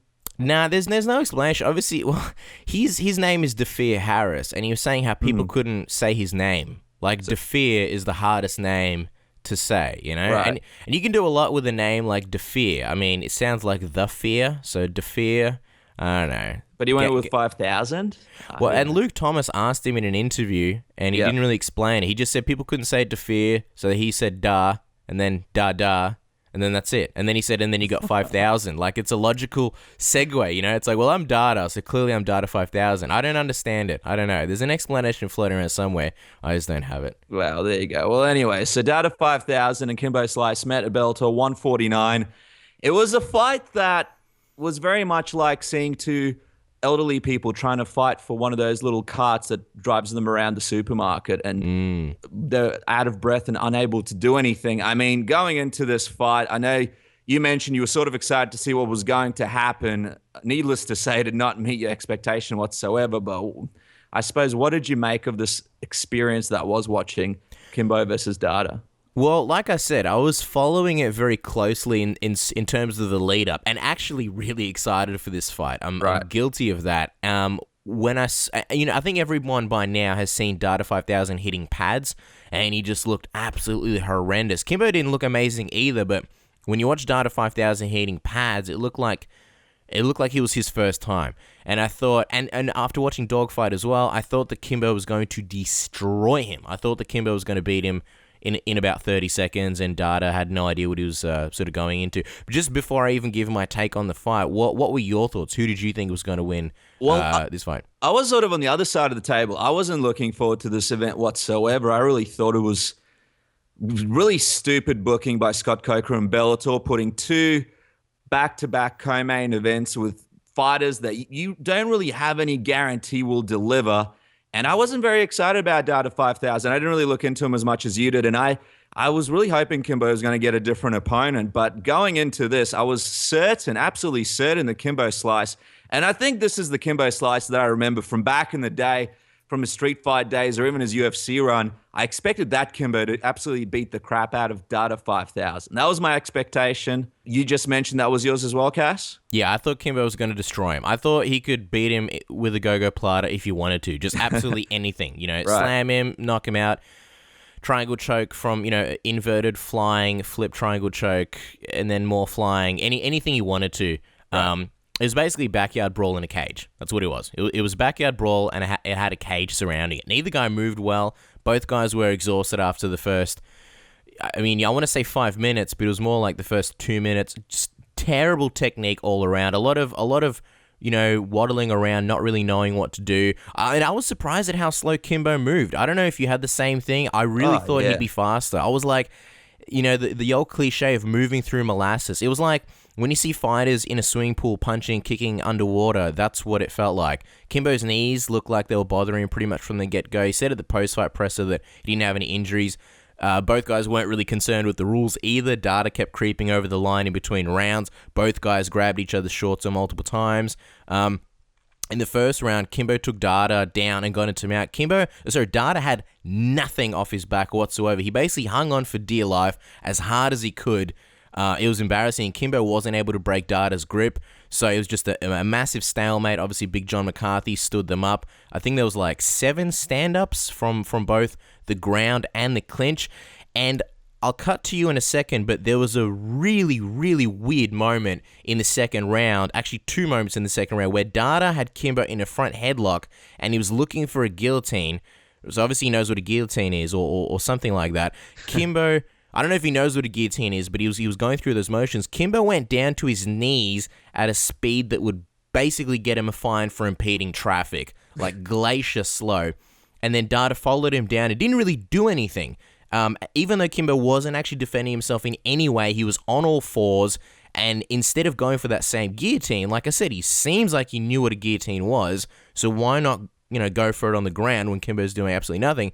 But instead, he just put his arms on either side of Kimbo's neck, and for a second, rubbed the back of his hands together. It was the weirdest thing ever. Like, I think sometimes as MMA fans, we, certain things sort of come naturally to us. Like you think, oh yeah, guy's got his head out, go for a guillotine. And it just kind of shows that, if you fight on the streets, it just goes to show that, it's not natural to certain people. And it actually happened at the end of the round 2, where Kimbo seemingly willingly stuck his head in a position for a headlock, and Dada did nothing. He just basically leaned on him. Just the weirdest shit I've ever seen, and by far the worst fight I've ever seen in my life. What did you think, Dennis? Yeah, it was really bad, and then it got even worse, and then it got to a point where you're like, man, this is just looking really bad for Bellator. And then you hear the commentators, and they're trying to make it, I suppose, turn it into a positive, like, you've never seen anything like this before. Oh, we haven't. You can't say that you didn't want to see what was going to happen next, and blah, blah, blah. But it was just, the whole crowd was booing. It was brutal. It was brutal to watch. It's like when you go to a gym and you have two guys that have never fought before, and they're like, we want to spar MMA, and they start rolling around. Yeah. And it really makes me question why, Scott Coker and his team didn't, sort of visit Dada before this fight, make sure that he's got the relevant skills, put him in a ring, make him spar, sort of watch what he can do before putting him into such a important position for Bellator, where, a lot of people sort of walked away with a bitter taste in their mouth. And just for the people that don't know, who didn't really follow what happened afterwards, Dada 5000 actually had a serious condition in a hospital after the fight, where his heart reportedly stopped after this loss to Kimbo Slice. So Jeremy Botter reported that he had renal failure and severe dehydration. And he was in the intensive care unit. Yeah, it's crazy. I mean, there was doubt whether or not he was going to survive at 38 years old through the night. And apparently it's because he had high potassium levels that were caused by his 40-pound weight loss in preparation for the fight. I don't know. I don't know exactly what was going on. Maybe it's a sort of indication as to why he looked so terrible in the fight. But, I mean, both guys had to be helped off their stools to get into the third round. John McCarthy looked pissed off at the fact that he was there refereeing the fight. I mean, fans are just beyond livid at how bad this thing was. It was just an absolute fail by Bellator, and that's the thing. If this was a fight that was put in between younger competitors, for example, if this was in the middle of a Bellator card and you had a main event with two younger guys coming out afterwards, and you're like, all right, well, this fight will deliver, then you're like, all right, at least people will get over this fight and move on to the next fight. But when you have Ken Shamrock versus Royce Gracie next, and there's a real chance that something similar was going to happen, I mean, that's such a big, I suppose, risk to take for Bellator. And I guess Bellator was much like yourself, where they really expected these guys to bang it out, but it was just, it was mind-blowing. Worst fight I've ever seen, like you mentioned, and I think it really hurt the Bellator brand. I really, really do. Well, Scott Coker said afterwards that he didn't expect the fight to go like this, and I think everyone expected Kimbo to, or at least someone to get knocked out in about 30 seconds or a minute, and I think Scott may have been a bit disappointed by that. What about that finish? Like, the way Dada felt, Kimbo seemed to have enough energy, right? Because both guys were dead tired, dead. And Kimbo had enough energy to unload a barrage of punches at Dada. I was surprised. That was like his fifth wind. And like, the 3% that landed were enough to put Dada away. And the final punch that Kimbo threw was a right hook, and Dada ever so slowly tumbled to the canvas. It didn't even land. Like, it was, I don't know whether Dada got knocked out or he just was so tired and gassed that he collapsed. And I will say, though, I've never seen anybody defend a knockout by walking towards their opponent and resting their chin on their opponent's shoulder. I've never seen that defense. So props to Dada for that innovative maneuver. I mean, I hope he coins it the zombie defense. Although I would imagine Eddie Bravo probably has some kind of move already named the zombie defense. Well, as he went down, Jimmy Smith pointed out that he wasn't sure whether it was due to TKO knockout or the fact that he was so exhausted he couldn't stand anymore. And I was like, good on you, Jimmy Smith. Good on you for pointing out what we were all thinking. But, I mean, what do you do with Kimbo Slice? Because in Kimbo's last fight against Ken Shamrock, he didn't look very good at all. I mean, he looked out of shape, slow as well. But I thought, hey, maybe he's got injuries. He's a bit older for this fight. Surely he'll be in shape. Now this is the second Kimbo Slice fight where he came out with no cardio whatsoever. I mean, it's obvious he must be injured. I mean, what are the chances that he's not training at all for these fights? I mean, he looks in decent enough shape, but it's obvious that he can't do cardio anymore. I mean, what do you do with Kimbo Slice? You put him in there with anybody who sort of has some movement, a bit of cardio, and he's done for. I mean, so far, he's just shown that MMA is well past him, and I don't know if he's able to get in the right shape to be competitive in a decent fight. I don't know. I think it's a real gamble putting him back out there. So there's a few options, and I'll sort of answer that question in 2 seconds, but I've got a few other observations. One of them a pretty minor one. Did you notice that Kimbo seemingly had the blind lady from Deadpool in his corner? Did you notice this? We saw Deadpool the other day. Did you notice apparently that lady was in this corner? No, I didn't see her. Well, I don't know if it was her, but she was wearing sunglasses indoors, so I can only assume she was blind. Could have been Vin Diesel. Yeah, it's probably Vin Diesel, yeah. He's a big fan of the whole sunglasses indoors movement. Listen, as disastrous as it was as a fight, good for Dada, because he basically came in there for a payday. And to a degree, I respect a guy who's willing to talk himself up and step into the cage despite having such an undeniably limited, almost non-existent skill set. I mean, do you remember when Kimbo was supposed to fight a fan in Australia in a boxing fight? I think it was like a competition where you send in audition tape. Yeah, and if you picked, you get to fight Kimbo. Yep. That is pretty much exactly what this was. Like, pretty much exactly. There's pretty much no difference whatsoever, down to the fact that at heart, Dada was a huge Kimbo fan, all right? And one of the biggest parts of this beef was Kimbo saying that Dada copied him. Apparently, Dada got some of the same tattoos. You know, he's got the beard look. Except instead of sending his audition tape, Dada's audition tape, you know, quote-unquote audition tape, was on YouTube. So it's pretty much, it's almost like a fan fighting Kimbo. Except I think, at least back in the day, this is a few years ago, I think Kimbo was in better shape. So, you know, well, my biggest takeaway from this, moral of the story, and I can't tell you how, like, I don't know if surprise is the right word, but I really thought Kimbo was in better shape. I didn't realize physically he had declined that much. He was slow, like you mentioned, completely out of gas in 2 seconds. Moral of the story, backyard brawlers should stay in the backyard and away from MMA. And contrary to what Dada said, if you can fight on the streets, you can fight anywhere, well, that simply isn't true. And like you mentioned, I agree with what you said. I think Scott Coker needs to be careful with these freak show fights, especially when, you know, the main event fighters come in at a combined age of 101, and we still haven't talked about that fight yet, and your co-main event, you know, probably wouldn't have been licensed anywhere else but Texas, and it wouldn't surprise me if that's why they didn't do the show in Miami, Florida, because there's so much history there between Kimbo and Dada in Miami, and really, I don't, like, you could do, you know, Ken Shamrock and Hoist Gracie there as well, but I have a feeling, and Scott Coker got asked this, and he didn't really answer, he just kind of said, oh, you know, we're doing well in Texas, whatever that means. Wouldn't it surprise me if Texas was one of the only places that would have licensed this fight?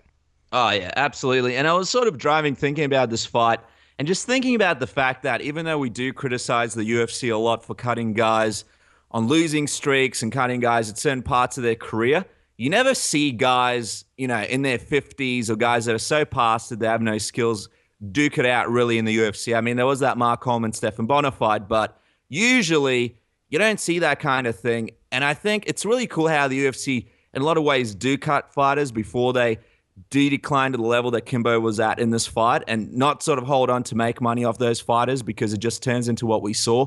And also, yeah, exactly right. Scott Coker and his team need to go into the gyms, whoever these guys are, that they get any legend. They need to see how these guys look in sparring contests, what their skills are like before they sign them. I mean, in a lot of ways, Kimbo Slice seemed like a big pay-per-view draw, but now it seems like he may be sort of hurting the Bellator brand and making it into a bit of a joke.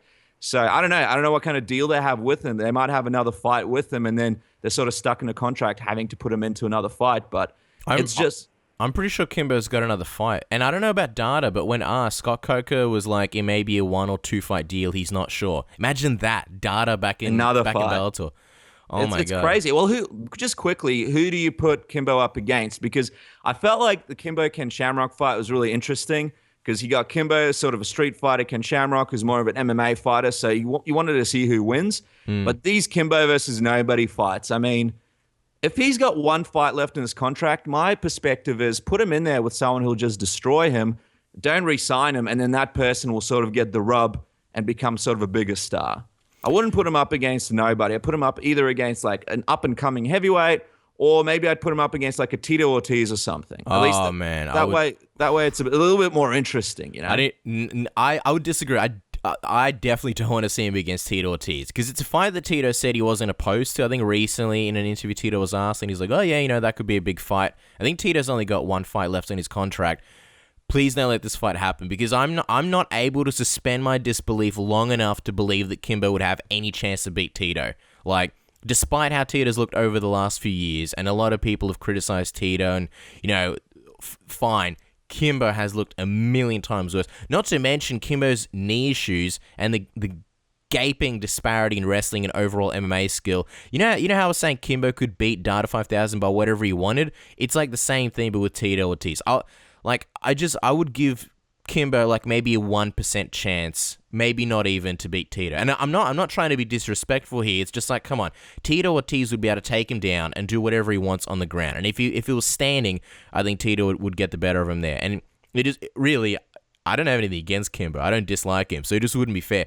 Here's the thing: Justin Wren, the big pygmy, said that Kimbo mentioned in the hallway post-fight that they might be fighting next. Right. Okay. Well, Justin Wren sort of got a good story behind him. He was out in that village helping the children. So I guess if he destroys Kimbo, then it gives him a bit of limelight, a bit of spotlight, and maybe builds him up a little bit. So. The other thing, and I want to get your thoughts, because it's kind of like a Tito Ortiz thing, but I don't know, people have been talking about it. You could do Kimbo versus Rampage, because Rampage is back in Bellator. It's another one where I think Rampage wins by whatever, but I don't think Bellator cares. I think they just want big fights. And with Rampage, you know, he was obviously Kimbo was on Team Rampage. Rampage was, and probably still is, a big fan of Kimbo. But you know that these guys, they both got egos and they both won't back down, so they could sell the shit out of this fight. And, you know, the promo would be good, if nothing less. I would expect Rampage to beat the hell out of him. What do you think about that fight? Yeah, no, I'd love a Rampage Kimbo Slice fight. I think it's good. You get Rampage coming in there, destroying Kimbo Slice. And it's a feather in Rampage's hat, gives him a bit of momentum and sort of pushes him along towards wherever they want him to go. And also, let's not forget the fact that Rampage is getting old himself, hasn't been fighting in a long, long time. And who knows what he's capable of. I mean, if you bring him back, maybe you're taking a risk if you put him up against the top of the division. So even if you put him up against like a Tito Ortiz or something like that, who knows what's going to happen. So maybe, yeah, I like this Kimbo Slice fight. I think it needs to happen. And I think if Bellator are smart, that's the end of this whole Kimbo Slice reign in Bellator. Just let the man retire and do his boxing matches with the Aussie fans here and, yeah, make his money that way. Here's the other name that's been sort of thrown around, and I think we even mentioned this a while back, Kimbo versus Fedor. Right. You know, do a freaky-ass freak show fight in, I'm assuming it would be in Ryzen, right? Yeah. I don't know if Texas would, like, and that would be a really hard fight to sanction or license, because Kimbo's record, what is it, like 6 fights in total, something like that, in MMA? And you got Fedor, who's had a whole bunch of them. I don't know who would license that, but if you go to Japan, they'd be able to do it. Right. But I don't know. What do you think about that fight? Yeah, look, I like that fight as well. Again, Fedor, we don't know what he has to offer. It's probably perfect for the Japanese fans. So when you say don't know what he has to offer, what do you mean by that? You mean skill-wise or you mean promotion-wise? I think skill-wise and promotion-wise, we're not sure what he really has to offer. And maybe having this Kimbo Slice thing sort of, I don't know, puts a bit of fire behind him here in Australia and America and outside Japan. And also, yeah, I think it would be good to see, because you never know what Fedor has left in terms of skill-wise and with his age as well. So maybe, who knows, maybe he needs a couple of warm-up fights, and that could be a good one.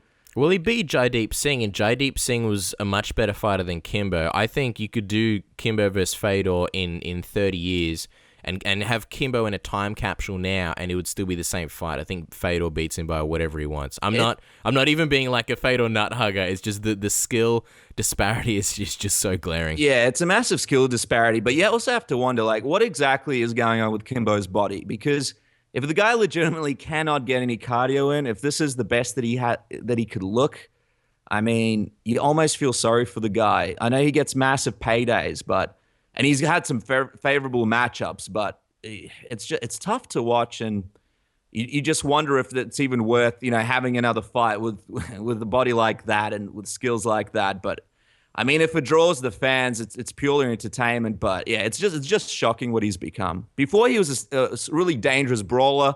He went in there, he threw his punches.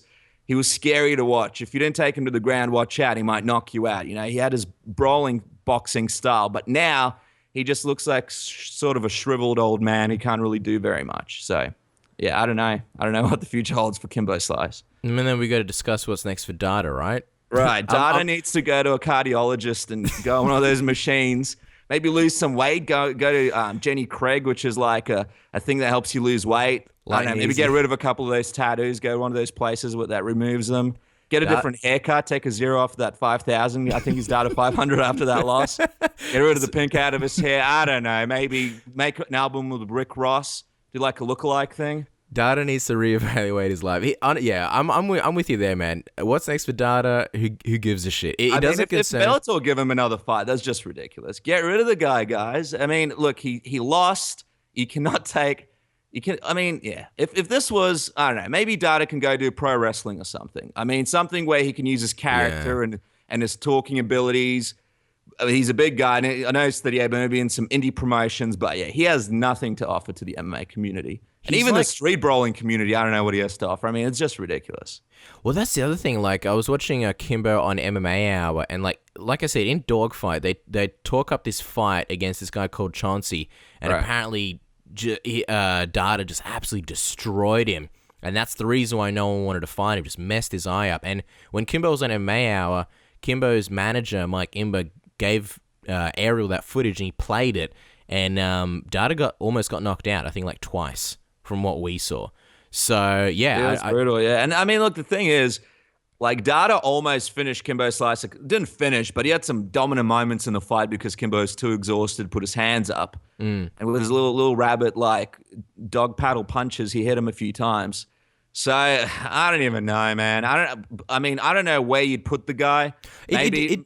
Yeah. I was going to say, it doesn't even really matter. Like, as MMA fans, whatever he does, he won't be in any major MMA promotion, so it just doesn't really matter. I don't care. He's not a good MMA fighter, so you should either retire and find another way to make money, or use his name to fight even worse cans in some small, insignificant local promotions. You know, maybe, because that's the thing, in I don't even know if you would say in Miami, but at least in his local area of Perrine, the hood, the ghetto, where I imagine he still lives, you know, he's still a name there. So if he maybe fights in some local promotions and they give him just some, you know, really, like, terrible fighters. Like, even in, like, the guys that he beat before Kimbo, they had, you know, bad records. One guy was, like, 0-6, the Killer Gorilla, and then another guy was something bad as well. So he can still make money from this. And he's got Dogfight 2 coming out as well.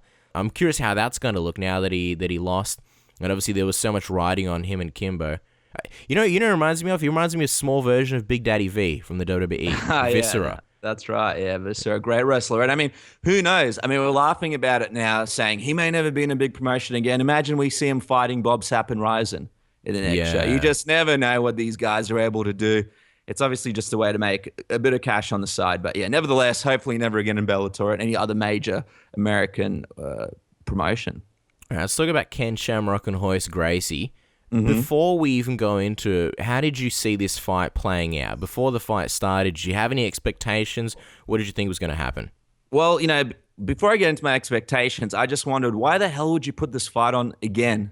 You know, I was not interested in seeing the outcome of this fight. I thought, you know, Ken Shamrock maybe could have had a better opponent, someone that's a bit more interesting. And I just wasn't very interested in watching it whatsoever. And then with the outcome, I really thought Royce Gracie was going to do it, because when was the last time we saw Ken Shamrock actually win a fight? I mean, and this is with all due respect, he did a lot in the early days of MMA, but as of late, I mean, he just has not been able to string a win together. So it was without a shadow of a doubt that even though a Royce, and we saw usually Royce isn't a big guy, and going into this fight, you know, he had a very, very, very, very, very, how should I put it, very, very basic physique. And Ken Shamrock looked absolutely massive and in great shape. And there was a weight difference there. Even so, I thought Royce Gracie was going to beat him. What about you? I thought Ken was going to take this one. And yeah, I actually was looking forward to this one. It's so weird. Like, Bellator put on these, like, you know, on paper, horrendous fights. And in some ways they were horrendous. But I don't know, man. I really kind of got behind Bellator 149, like in a secret way, you know? Like, like you don't really want to tell anybody, but I don't know. I was really excited. I was actually genuinely excited about Kimbo and Dada, and I was excited about Ken Shamrock and Royce Gracie. I thought that Ken Shamrock could do it. I think the last time Royce fought was like 2007 against Sakuraba, and then he got busted for PEDs. And I just thought, man, Royce Gracie coming back after, like 9 or 8.5 years, shaking off that ring rust. Ken Shamrock coming in after, only like 6 months. He's already shaken off that ring rust. He's already tasted defeat against Kimbo. I thought he'd be, a bit more measured, and then... Right. I don't know, I just thought him being the more active guy, and obviously looks to be in terrific shape. And if you're going to sort of look at either guy and say who at their age is in better shape, I'd probably say, Ken Shamrock. And even like the way their second fight ended, it was a bit of a nothing fight, and that was back in 95. So here we are, what was it, like almost 21 years later. I had a level of interest. I was curious how this fight was going to be. I thought Ken was going to do it. Yeah, it's interesting because I can't even remember the last time Ken Shamrock had a decent performance in MMA. I know I'm just looking at his record here, and he beat a guy called Jonathan Ivey in 2010 via decision. I don't think I watched that fight. But even I remember when he was fighting Tito Ortiz in those fights in the UFC, I thought, man, this guy is really past his prime. I hope he does something else. And now I look back, and that was in 2006. That was 10 years ago. So it was, I just didn't think he was able to do it. I mean, and also with that Kimbo Slice fight, the fact that he had him in that choke, wasn't able to do it. I was just like, how does that happen? But anyway, let's get on. He had some other bad fights as well. Like he had one here in Australia. What was it? Actually, against Pedro Hizo. Yeah, that's the one. Yeah. And he just got his leg chewed up and he got TKO'd. So he's had a he had a thing where he did go around promotions for a little bit, and sometimes and this is all alleged, but sometimes he went to promotions and apparently like he was supposed to fight, then it didn't quite pan out, and other times he went to promotions, people got the impression that he was just sort of showing up for the payday and didn't really want to fight that much. So it was I don't know. He had a bit of a sketchy track record, I suppose, before he sort of returned to Bellator. So the first few seconds of this fight, it looked exactly like the previous two fights, with Hoist sort of trying to keep distance and throw a kick at Ken's midsection. This time, though, Hoist Gracie with the kicks, with those sexy kicks. K1 Hoist Gracie. K1 Hoist Gracie. Stephen Wonderboy Thompson, if he was a Brazilian pioneer in MMA. If he was just a Brazilian, basically. Yeah. I'm excited by this matchup. Hoist Gracie versus Stephen Thompson. Why Hoist Gracie versus Conor McGregor. Well, there you go. I'd pick, Hoist Gracie via armbar, just like Hickson. So K1 Hoist comes out with a whole bunch of just a full arsenal of kicks, plethora of kicks, looking to emulate Lyoto Machida against Randy Couture. Instead, he emulated Czech Congo and kneed Ken right in the balls. Right. Yeah, so, I'll give you my take, and then I want to hear what you think, because there's a lot of discussion about whether it was or wasn't. But they were in a neutral position in the clinch, each one with a hand behind the other's neck. But Hoist had Ken's wrist, so he had a bit more control. And they both actually threw the exact same combination: knee to the body and then a knee to the head. Except Hoist's went to the balls instead of to the body.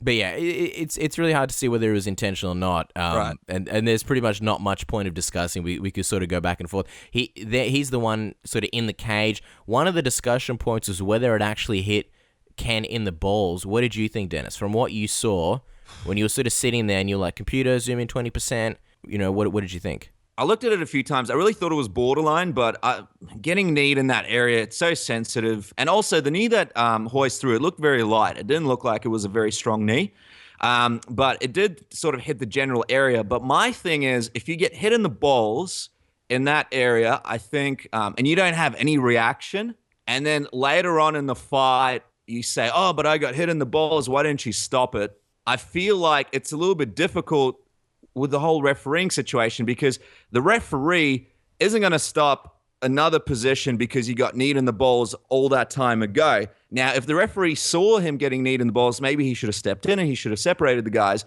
But also, maybe Ken Shamrock should have given the referee some kind of indication that he got hit in the balls as well. Like, oh, he hit me in the balls, or at least something around that period. He didn't really do anything until the very last, I suppose, exchange, where he was sort of, the fight was stopped.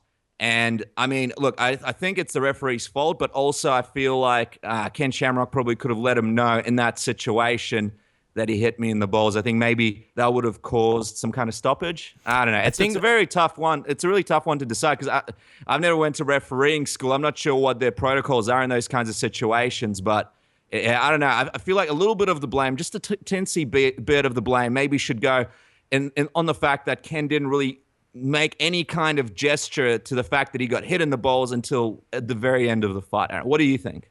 Look, so the referee, I think the referee screwed up big time. I mean, he wasn't in a position to see it, so he was sort of behind Ken. He was facing Hoist. So if Hoist got kneed in the balls, maybe the ref would have seen it. It was a crappy angle for the ref. But here's what I think, because I rewatched this in slow motion multiple times. So to me, it looked like, I don't know whether it hit the balls or the cup, but either way, when you got a cup there, it moves around. If you get kneed in the cup, it still hurts. Right, it can sort of crush your balls. So it looked to me like it was a legit nut shot. And I think Ken sort of, and as most guys know, like when you get hit in the balls, it takes a second to sort of feel the pain. Like sometimes you get hit and you're like, shit, this is gonna hurt, and then it kicks in. You feel it in your stomach. So I think that's kind of what happened. I think it's sort of Ken got hit. When you've got so much to concentrate on, you're focusing on not getting hit and the clinch and the position and this and that. I think it just kind of distracted him. And I think the pain kicked in a second later. If you watch the replay, watch Ken's right hand. He lets go of Hoist's neck actually before the knee hits. So Hoist's knee is about to hit. Ken lets go, and his hand is already going down to reach for his balls. And I don't think it's Ken's responsibility. Look, I can understand how the ref didn't see it, but I don't think it should be Ken's responsibility, because let's be honest, if you're there in the cage, you're there to fight. You're not there to officiate the fight. You're not there to tell the ref. It's kind of like with eye pokes, like you shouldn't have to react so that the ref sees that you got eye poked. I mean, this is in an ideal world. I understand sometimes it's hard to see, and there are certain times, like with eye pokes and nut shots, where I see the ref stop it, and I think like, wow, I don't even see anything. But again, we're not in the cage. We're watching on TV. So I don't think you should have to motion to the ref anything for him to stop the fight. And if the ref sees anything, whether it's an eye poke or a nut shot, he should stop the fight right then and there. Now, not like a stoppage, but he should call a timeout and stop the fight and speak to the fighters, just in case, because you don't know how it's going to affect the fighter. And if the fighter wants to continue, then he can tell the ref, I'm fine, don't worry about it, don't stop the fight. Much like Demetrius Johnson did against John Dodson recently, where I think it was Herb Dean, he told him to fuck off, where he said, get the fuck away from me, because he didn't want the fight stopped, and he didn't want to kill the momentum. That's fine, that's understandable, but I think it's better to stop the fight just in case, and have the fighter tell you, go away, I don't need you, ref, than not stop the fight, and then the fighter gets stopped, and then, the fight end that way. I mean, I think at the end of the day, it was the ref's fault. He definitely screwed up. He needs to take responsibility. It's just unfortunate because, he was in a crappy angle, in a position where he couldn't really see, but I think it directly affected the end of the fight. Oh, absolutely. I mean, what a shitty ending to a fight following another extremely shitty fight, and just destroyed the feeling of the whole night. And, Team Shamrock has actually put in a complaint. They filed it with the Texas Commission. We just got this email recently. Basically says Team Shamrock has officially filed a complaint with the Texas Department of Licensing and Regulation, disputing the foul missed by a ref for Bellator 149 on February 19th. The contest was stopped due to Ken Shamrock's inability to fight back or protect himself after the illegal knee to the groin. So we'll see what happens. It might have been... it might be turned over, but who cares? At the end of the day, it absolutely affected the outcome of the fight. No real winners there. I feel really bad for Ken because, like, Hoist didn't really care about this fight. Ken was the one who wanted it, and he looked in tremendous shape. He was very patient. I do think he kind of shook off that ring rust. He was a keen Marine in the Kimbo fight. I think he was looking to not make the same mistake and going to be a lot more patient. And he wanted this fight for almost 21 years.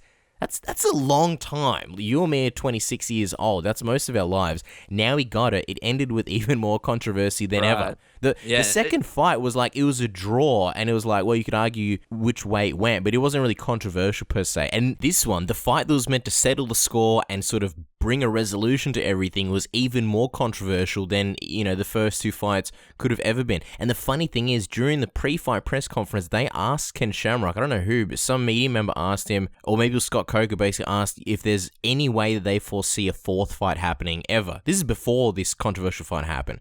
And Ken Shamrock looked pretty happy to just have the fight, and he said, once this fight happens, it's done. It's over.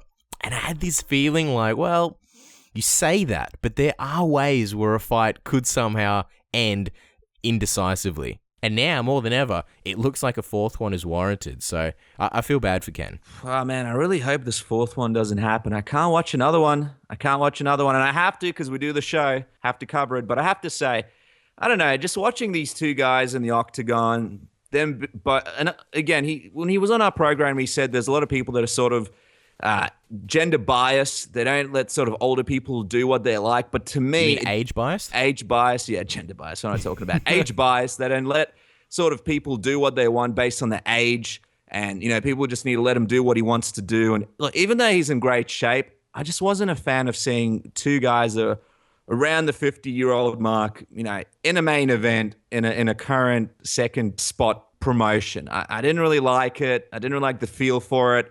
And I really hope that if they do a fourth one, it's not going to be the headlining fight. Maybe a co-main event, maybe even below that. I don't like it. I think it just does not look good for Bellator. What do you think about that whole scenario?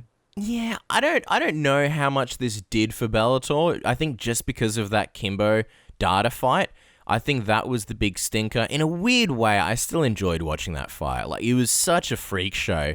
And I had zero expectations for it. Like, maybe if in my mind I was like, this is going to be an amazing fight, maybe then I would have been disappointed, but I had no illusions of that from the get-go. So I was just kind of like sitting there, I wouldn't say stone-faced, but it was like, yep, this doesn't surprise me at all. And then the Hoist Shamrock fight, like I said, in a weird way, I was still excited for this one. I rewatched the second one, so I was curious to get a definitive resolution to this. It didn't happen. I don't know, man. Maybe I'm just weird, but I could watch another Ken Shamrock Hoist Gracie fight. Definitely wouldn't want to see Data 5000 back in Bellator. And a lot of people talking about whether this sets the sport back. I don't know, man. Like, it's a tough one. I mean, look, I asked myself that question: is this hurting the sport because you have a couple of old guys duking it out, and does it sort of hurt the image of a sport that everybody's trying to, I suppose, make, like an NBA or an NFL? But at the same time, this fight was so just entertainment based that to me it was like between an MMA fight and a pro wrestling match, really.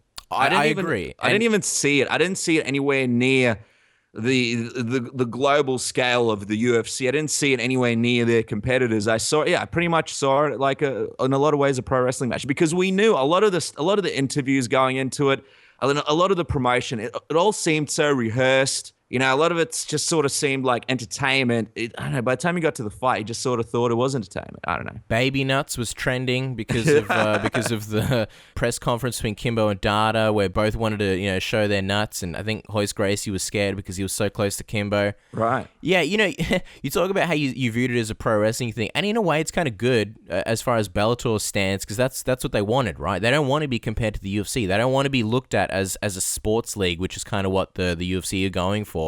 And it's like, I understand the argument. Like, here's what I thought. For a second there, I was like, it doesn't really hurt the sport because no one, or not that many people are going to care. It's Bellator. No one looks at Bellator as the UFC. And then I kind of thought, well, the ratings are probably going to be pretty good for this, and probably better than some UFC shows. They may get like 2.5 million for this. I think maybe 2 million, something like that. So I guess that argument's invalid because people will care. I think if you're someone watching Bellator for the first time and you don't really know anything about MMA, yeah, it may hurt your perception, and maybe certain sponsors or certain companies, look at it and think like, look at this garbage. Like, this is the sport that everybody keeps talking about. But you talk about its entertainment base and how it's close to pro wrestling, but I really think that's just the sport in general. Like, UFC can market themselves as like, we're a sport and this and that. And sure, in a lot of ways, I want to say that, UFC and MMA is a sport, but, you look to Ryzen and even the UFC, man, they're going to have CM Punk fighting. And I'm not against that, but it just goes to show, like, the UFC, for all they want to talk about, being a sport and this and that, they're still in a kind of similar position. I wouldn't compare them to Bellator.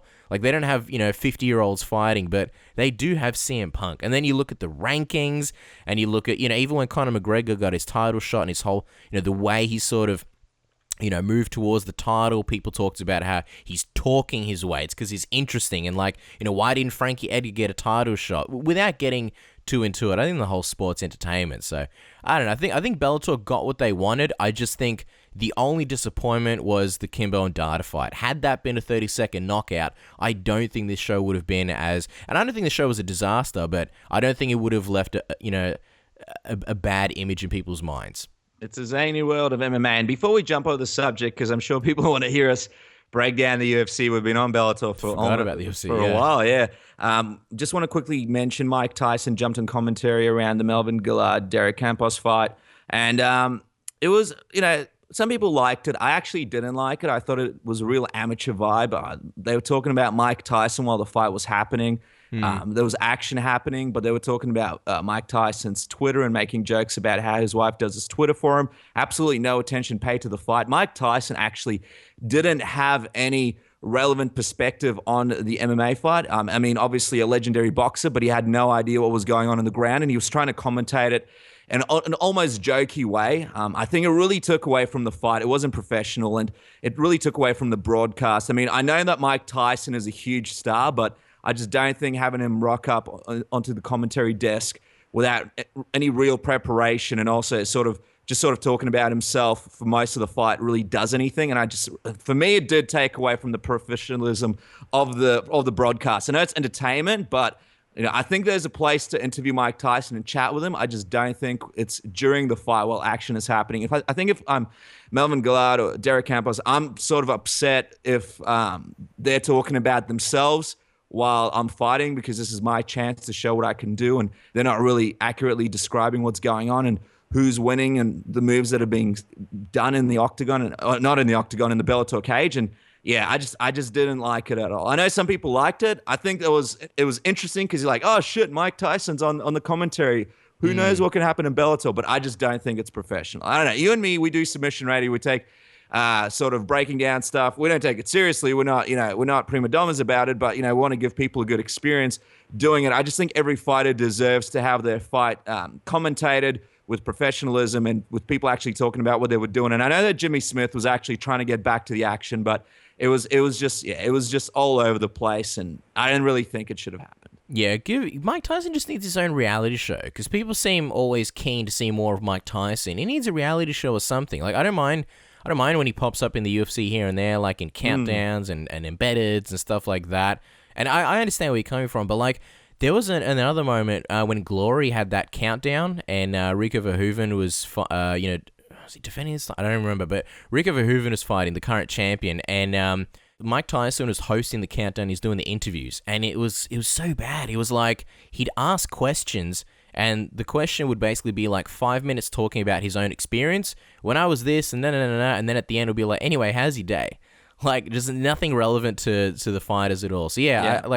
Listen, I think most people love Mike Tyson. He's incredibly entertaining, and I mean, I just think, I don't know, unless it's like his Vines or Instagram or something like that, just give him his own reality show. Because he definitely shouldn't be commentating. He can have his own show on Spike. He can have fighters on. They can talk about things. I mean, but it's just time and place. So it's just not the right time or place. You know what you could do? You know how the UFC, I don't know what they call it, but you know how like a fight's going on. I think they call it mic'd or mic'd up or something like that. Right, yeah, that's a great idea. Mic him up, hear what he says. I mean, he says all sorts of crazy stuff. And then they do like a compilation. They'll take a fight, they'll take like 4 minutes, and they'll, like, they did one with Conor McGregor, and I think he was commentating Norman Parks. He wasn't commentating, he had a mic on him, and he was like, throwing little comments here and there, and they kind of made a little compilation like throughout the fight of a 2-3 minute compilation. Luke Rockhold did one as well. I forget who he was watching, maybe Bisping Kang Lee. So yeah, I think maybe do that for Mike, and people will want to watch that and hear his hilarious stuff. But as far as commentary, leave him out of that. Yeah, certainly. Now jumping over to UFC Fight Night 83, it was Cowboy versus Cowboy, and the memes and jokes were all over Twitter. A lot of fun things happening, but it was great to see that Oliveira was able to jump in last second and fight Cowboy Cerrone. And what a quick turnaround for Cowboy Cerrone, obviously, after that super disappointing performance against RDA. Cass, kicking off the main card, where should we begin? I'm just going to quickly mention James Krause versus Shane Campbell. It was a fun fight, and I think James Krause could potentially be a bit of a dark horse in lightweight. I'm not saying he's necessarily going to be, fighting for the title anytime soon, but this is a super fun, super entertaining fight.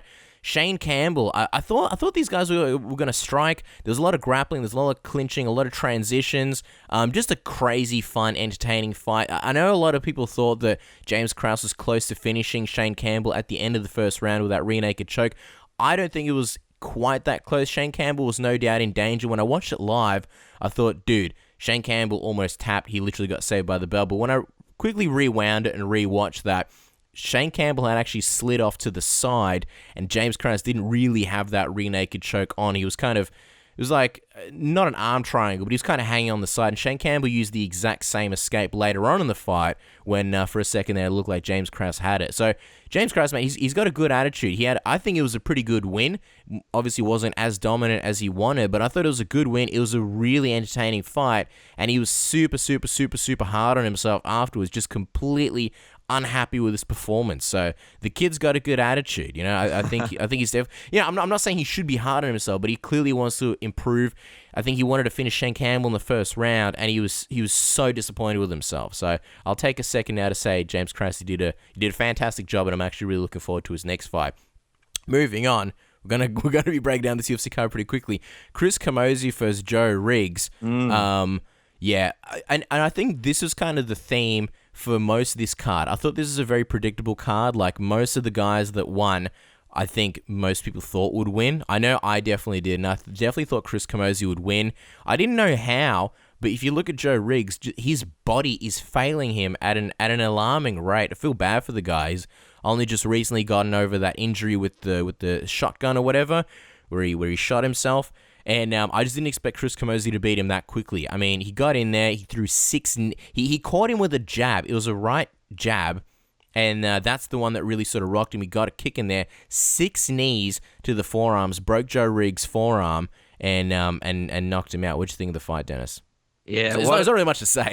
I mean, exactly what you just said, but what a terrible run it has been for Joe Riggs in the UFC. I mean, there's been some really, really bad runs, but this guy just has had no luck. Obviously, you mentioned the gun injury that he's inflicted on himself. He had the neck injury against Ben Saunders. He had the decision loss against Patrick Cote, the illegal up kick against Ron Stallings, and now we got this. He's only 33 years young, but you got to wonder how much more Joe Riggs has in the bank. But it's good to see Chris Camozzi get another win.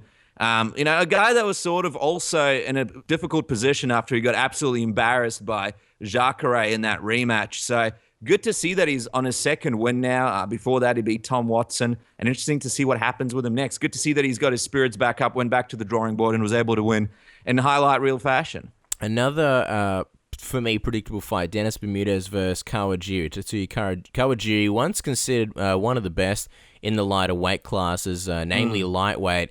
I didn't think this fight was actually going to be competitive. This one surprised me. Again, I thought Dennis Bermudez would win. I thought he'd keep it on the feet. I thought it was going to be a crazy, exciting fight like most of Dennis Bermudez's fights. Kind of seemed like he was a little bit reserved. Kawajiri just kind of stuck to him like glue and really nullified a lot of what Dennis Bermudez, I think, wanted to do, and really messed up his record. They talked about that 93% takedown defense rate. I don't know what that's gone down to now, but it's definitely not around 93. Took him down multiple times. I think 4 times during the fight. And I think good on Dennis Bermudez in the second round. He lost the first round, but good on Dennis Bermudez in the second round for not so much adjusting, but sort of working with what little he had. Kawajiri was just looking to do one thing, and that was take him down. And Dennis Bermudez actually fired off some good shots. And by the third round, he'd found his momentum and apologized afterwards. It wasn't the most exciting performance, but he did mention that I think he fought a little bit reserved because he was on 2 losses in a row. What do you think of the fight, Dennis? Well, I think a lot of people may have been critical for Bermudez, but I loved what he did in there. He went back to his roots. He did what he had to do to win. And a lot of times, a lot of guys get sort of carried away by other people's expectations of them. And I was really just happy to see that Dennis Bermudez sort of stayed true to his wrestling and was able to grind this out. I mean, I was a little bit worried, like you mentioned, in the first round. Kawajiri did really win that round, but then after the second round, and especially in the third round, Bermudez really grinded him out and got a good win. Asked to fight, who did he ask to fight? BJ Penn or a rematch with Ricardo Lamas, I believe, Cass, post-fight. Yeah. Doesn't look like John Anik's like, I don't want to talk about BJ Penn right Yeah, now. that's right. John Anik's like, moving on. But he's like, at least this isn't Nate Diaz. But look, both fights probably unlikely to happen next for Dennis Bermudez. But no doubt about it. I mean, he's still super dangerous in the division. It's great to see him pick up a win. And whoever he does fight next, I mean, a few wins in a row could see him back in the title picture for sure. And I think it's hard. Like, Kawajiri had really one game plan in there, and he just wanted to take Dennis Bermudez down. So, and I think it's really hard to open up his striking and really do much when a guy is that dedicated to the takedown. So you are right. He did what he had to do. Cody Garbrandt, man, was supposed to fight John Lineker, was on our show just a couple of weeks ago, the most recent interview we did, and I was really, really, really looking forward to this fight against John Lineker. Freaking mosquitoes, man, with the dengue fever. It's not so much my theory, but they say that every animal, every living thing has like a purpose, you know, like one animal, even if their sort of purpose is just to provide food for another animal. But mosquitoes, man, they're like the sons of bitches of the world, man. I hate mosquitoes. They have no purpose here. But anyway, get out of here, mosquitoes. What's that? Get out of here, mosquitoes. You're not wanted here. Yeah, where you at, mosquitoes? Cody Garbrandt, though, against Augusto Mendez wasn't a bad fight, actually. What did you think, Dennis? Well, for people that don't know, I mean, they basically said Mendez is a champion in Brazilian Jiu-Jitsu and has a black belt. He's got a black belt in Brazilian Jiu-Jitsu. Look at him, guys. Basically, he does have a whole bunch of accomplishments in Brazilian Jiu-Jitsu, but I'm not going to read them out because we'll be here all day, but most notably, he's a world champion 2013, a world no-gi champion 2012, 2015, and a world pro Jiu-Jitsu Cup champion 2011, 2013. And we really saw that. There was that one little moment when he went for that omoplata it was like bang. It was like a Matrix-style omoplata. There was like a Morpheus sitting somewhere watching on a computer like, go, I taught you how to do that. And you were like, wow. But yeah, I was really impressed with Mendez. I mean, look, he really struggled to cut weight. He had to cut 26 pounds in 6 days for the fight. He had to get a nutritionist to do it. His stand-up was actually pretty impressive. It was a lot more further along than I thought he would be. And he actually put up quite a decent fight until Cody obviously beat him. I really do think Mendez might have a future in the division if he has a proper camp and obviously works into striking just a little bit, has some time to cut weight properly. But yeah, Cody obviously looked fantastic. I really want to see this fight with Lineker. I really hope they're able to put this together soon. And Cody being one of the best strikers in the division, it kind of makes Mendez look even better. Like, yeah, okay, he got knocked out, but like you mentioned, his striking didn't look bad. And those wins in BJJ and grappling, like we're talking IBJJF, there we go, International Brazilian Jiu-Jitsu Federation. So, you know, these wins that he had, it's not like, you know, Steve's Brazilian Jiu-Jitsu tournament and he set it up in his garage and there's like 3 people. Like, these are all legit wins. As far as Cody Garbrandt goes, I mean, the other thing to mention is this was a really risky fight for him because had he lost to a guy making his UFC debut, and yeah, he's obviously got his BJJ accomplishments, but you know, had he lost to a guy who couldn't make the weight and is coming on such short notice, I actually think in some ways it was a more risky fight than John Lineker, who at least had, you know, a fair bit of hype behind him. Yeah, no, that's a great point, mate. And I mean, there was that moment with the omoplata where everyone was like, oh shit, you know, it was a brief second, but it all sort of paused for everyone watching. And I'm sure his team was like, oh shit, what's going to happen here? So he took the risk. I think he really benefited from it. More people sort of got to know him. It was nice that he was able to fight sort of in his homeland. And I'm just hoping that this Lineker fight is still happening next and that it happens soon. Because like you, Casper, I think, and most MMA fans, that is going to be one hell of a fight. I think people are probably even more excited about it now than before. It looks so great. It's going to be crazy. I guess one thing we got to talk about with this fight is the finish. There's a bit of controversy, people discussing whether Marius Yamasaki kind of ruined it, or there was a correct finish. I think it was fine. If you look at Augusto, because what happened was the way he got hit, he got absolutely cracked. He fell on the ground and he looked like he was completely out. And I think Mario kind of went in going, it's done. And then he realized he had his eyes open. And then Cody went over because he thought, is it finished? But to be honest, Augusto didn't really do anything. He didn't put his hands up. He didn't defend himself. And he still had that out of it look on his face. So I'm going to say it was a fine stoppage. What did you think, Dennis? Yeah, nah. Usually I like to sort of talk about the stoppages that I don't agree with, but I agree with you. I think that was a fine stoppage, and it's one of those things you got to be careful how you fall to the ground if the referee has sort of probable cause to think that you're hurt. I think it's good when they step in and stop further damage from happening to the fighter. And I was going to say, Mendes reminds me of a young Talis Laters. You know, even so, I think he's probably even more further along than Talis was when he began his UFC career striking-wise. So if he can sort of take a page out of Talis's book and advance his striking, yeah, I really think he'll be dangerous in the division. Good observation. Case closed. Derek Brunson versus Rowan Carneiro. Derek Brunson's a guy that people are talking about as kind of like the only hope for the middleweight division. And I'll sort of explain. A lot of the guys in the middleweight division are pretty old. You look at, say, Vitor Belfort, you look at Jacare, even Yoel Romero, and, you obviously got Luke Rockhold and Chris Weidman, but really, like, how many times are they going to have rematches? So Derek Brunson is kind of like this fresh hope that if he can become a contender, and he's been on a nice little streak. What did you think of this fight, Dennis? Does this one move him along? Absolutely. I mean, Brunson used his length nicely in the first round. Obviously, Carneiro made a big mistake. He overextended on a punch and ended up falling down onto the canvas up against the cage. Could it get any worse? I mean, Jesus, that was just a terrible, terrible situation for him. And then Brunson unleashed hell on him with a bunch of punches. People were sort of going, should it have been stopped? I think that most punches were blocked up until the end, where Brunson eventually catches him with a brutal shot. And I think, yeah, he knocked him a bit silly with that one. It was a very, very impressive win. I'm very impressed with Brunson. I mean, it's his third first-round win in a row, fourth win in a row in the UFC. But, you know, the jury's still out for me. I mean, I'd like to see him against a bigger name in the division, like a Masasi or a Bisping or a Tim Kennedy or something like that. But certainly, yeah, he has a lot of promise. A lot of people talking him up. Just on that finish, yeah, a lot of those punches, to me, they look glancing, and it seemed like they were glancing off Carneiro's arms. So yeah. I don't have an issue with that stoppage either. I think it's good that the ref, let the fight play out a little bit longer. I mean, had he stopped it earlier, I don't think it would have been just. I know that Derek Brunson was throwing a lot of volume, and so it looked bad. No doubt Carneiro was in a bad position, but like I said, those punches, they were glancing. They were hitting arm, and he wasn't knocked out until the very end. There was like, I think, one or two shots, one main one that really caught Carneiro and,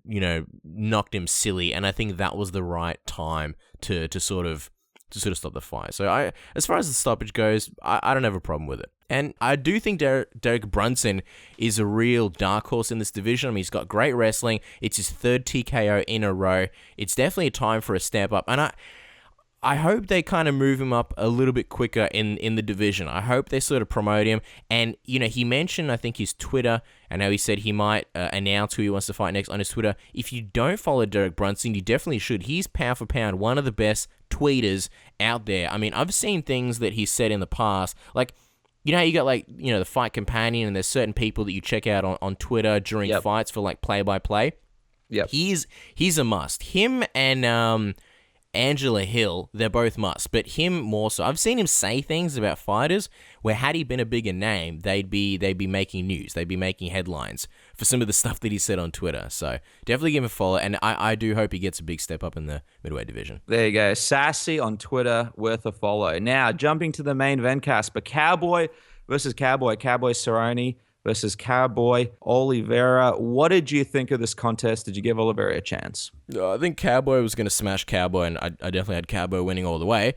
I thought Cerrone was going to pick him apart. I thought that, like, he was technically better. I think he had the better skills, and I think the fact that Oliveira was stepping in a short notice for like the millionth time definitely didn't help him. I thought that if anything, Cerrone might have a sort of slow start, maybe catch him with something in the second round or third round.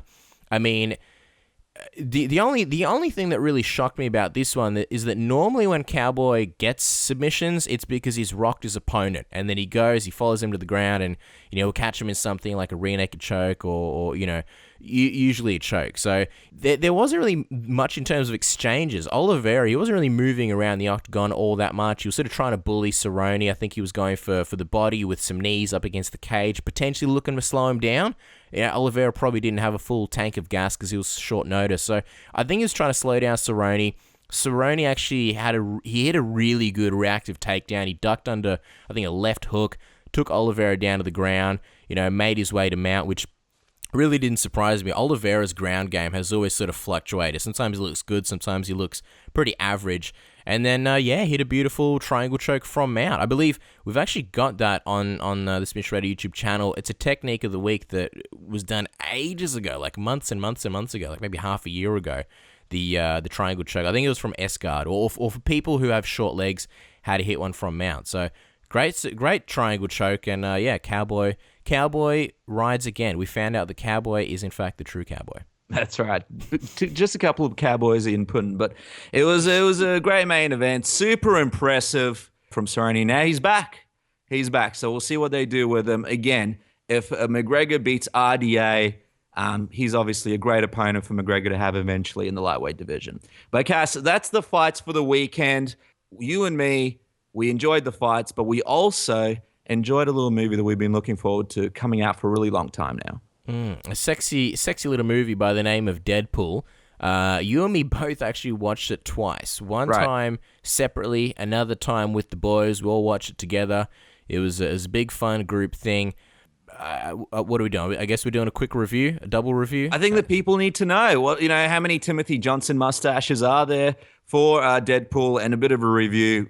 Do you want to go first? Yeah, I'll go first. I mean, just briefly, it was a super, super fun movie. It was like a roller coaster ride. There was like laughs a minute. Seriously, I'm amazed at how many jokes they packed into this movie. For people who have seen those old Cornetto commercials, they'll understand when I say no boring bits. That's the slogan for this movie. There wasn't any boring bits. I mean, it was action pretty much all the way, and when there wasn't an action scene, which, by the way, those action scenes were awesome, they were pretty gory and gruesome, not in the way that you kind of turn away like maybe a Tarantino movie where it's like in your face, but they didn't really hold back. I mean, if you enjoy bad guys getting absolutely destroyed, and sometimes you watch a superhero movie and you kind of think like, why'd you let him go? Like, why'd you let him free? Why didn't you kill that guy? Like, I hated that guy. Well, you're not going to be disappointed here, because Deadpool just kind of does whatever he wants.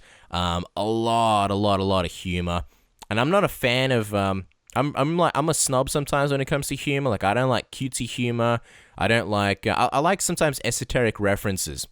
And you get a lot of that. Deadpool, for those who don't know, he's in the comic books, he breaks down the fourth wall. So he talks to you, the viewer. He makes a lot of references in the comic books to things that happen in real life. He talks about the internet. Sometimes he has like monologues inside monologues. There's a thing like where there's a crossover. And I'm not like the most avid reader. In fact, I don't think I've ever read a Deadpool comic, but I have seen things on the internet and like pictures from comics. There's one where like him and Spider-Man are climbing a building and he's on Spider-Man's back and he says something like, if the internet saw this, like they'd have a field day. Or something like, the internet's going to have a field day, and Spider-Man's like, what are you talking about? And he's like, you clearly don't go on like whatever website. So he's that kind of character, makes a lot of references.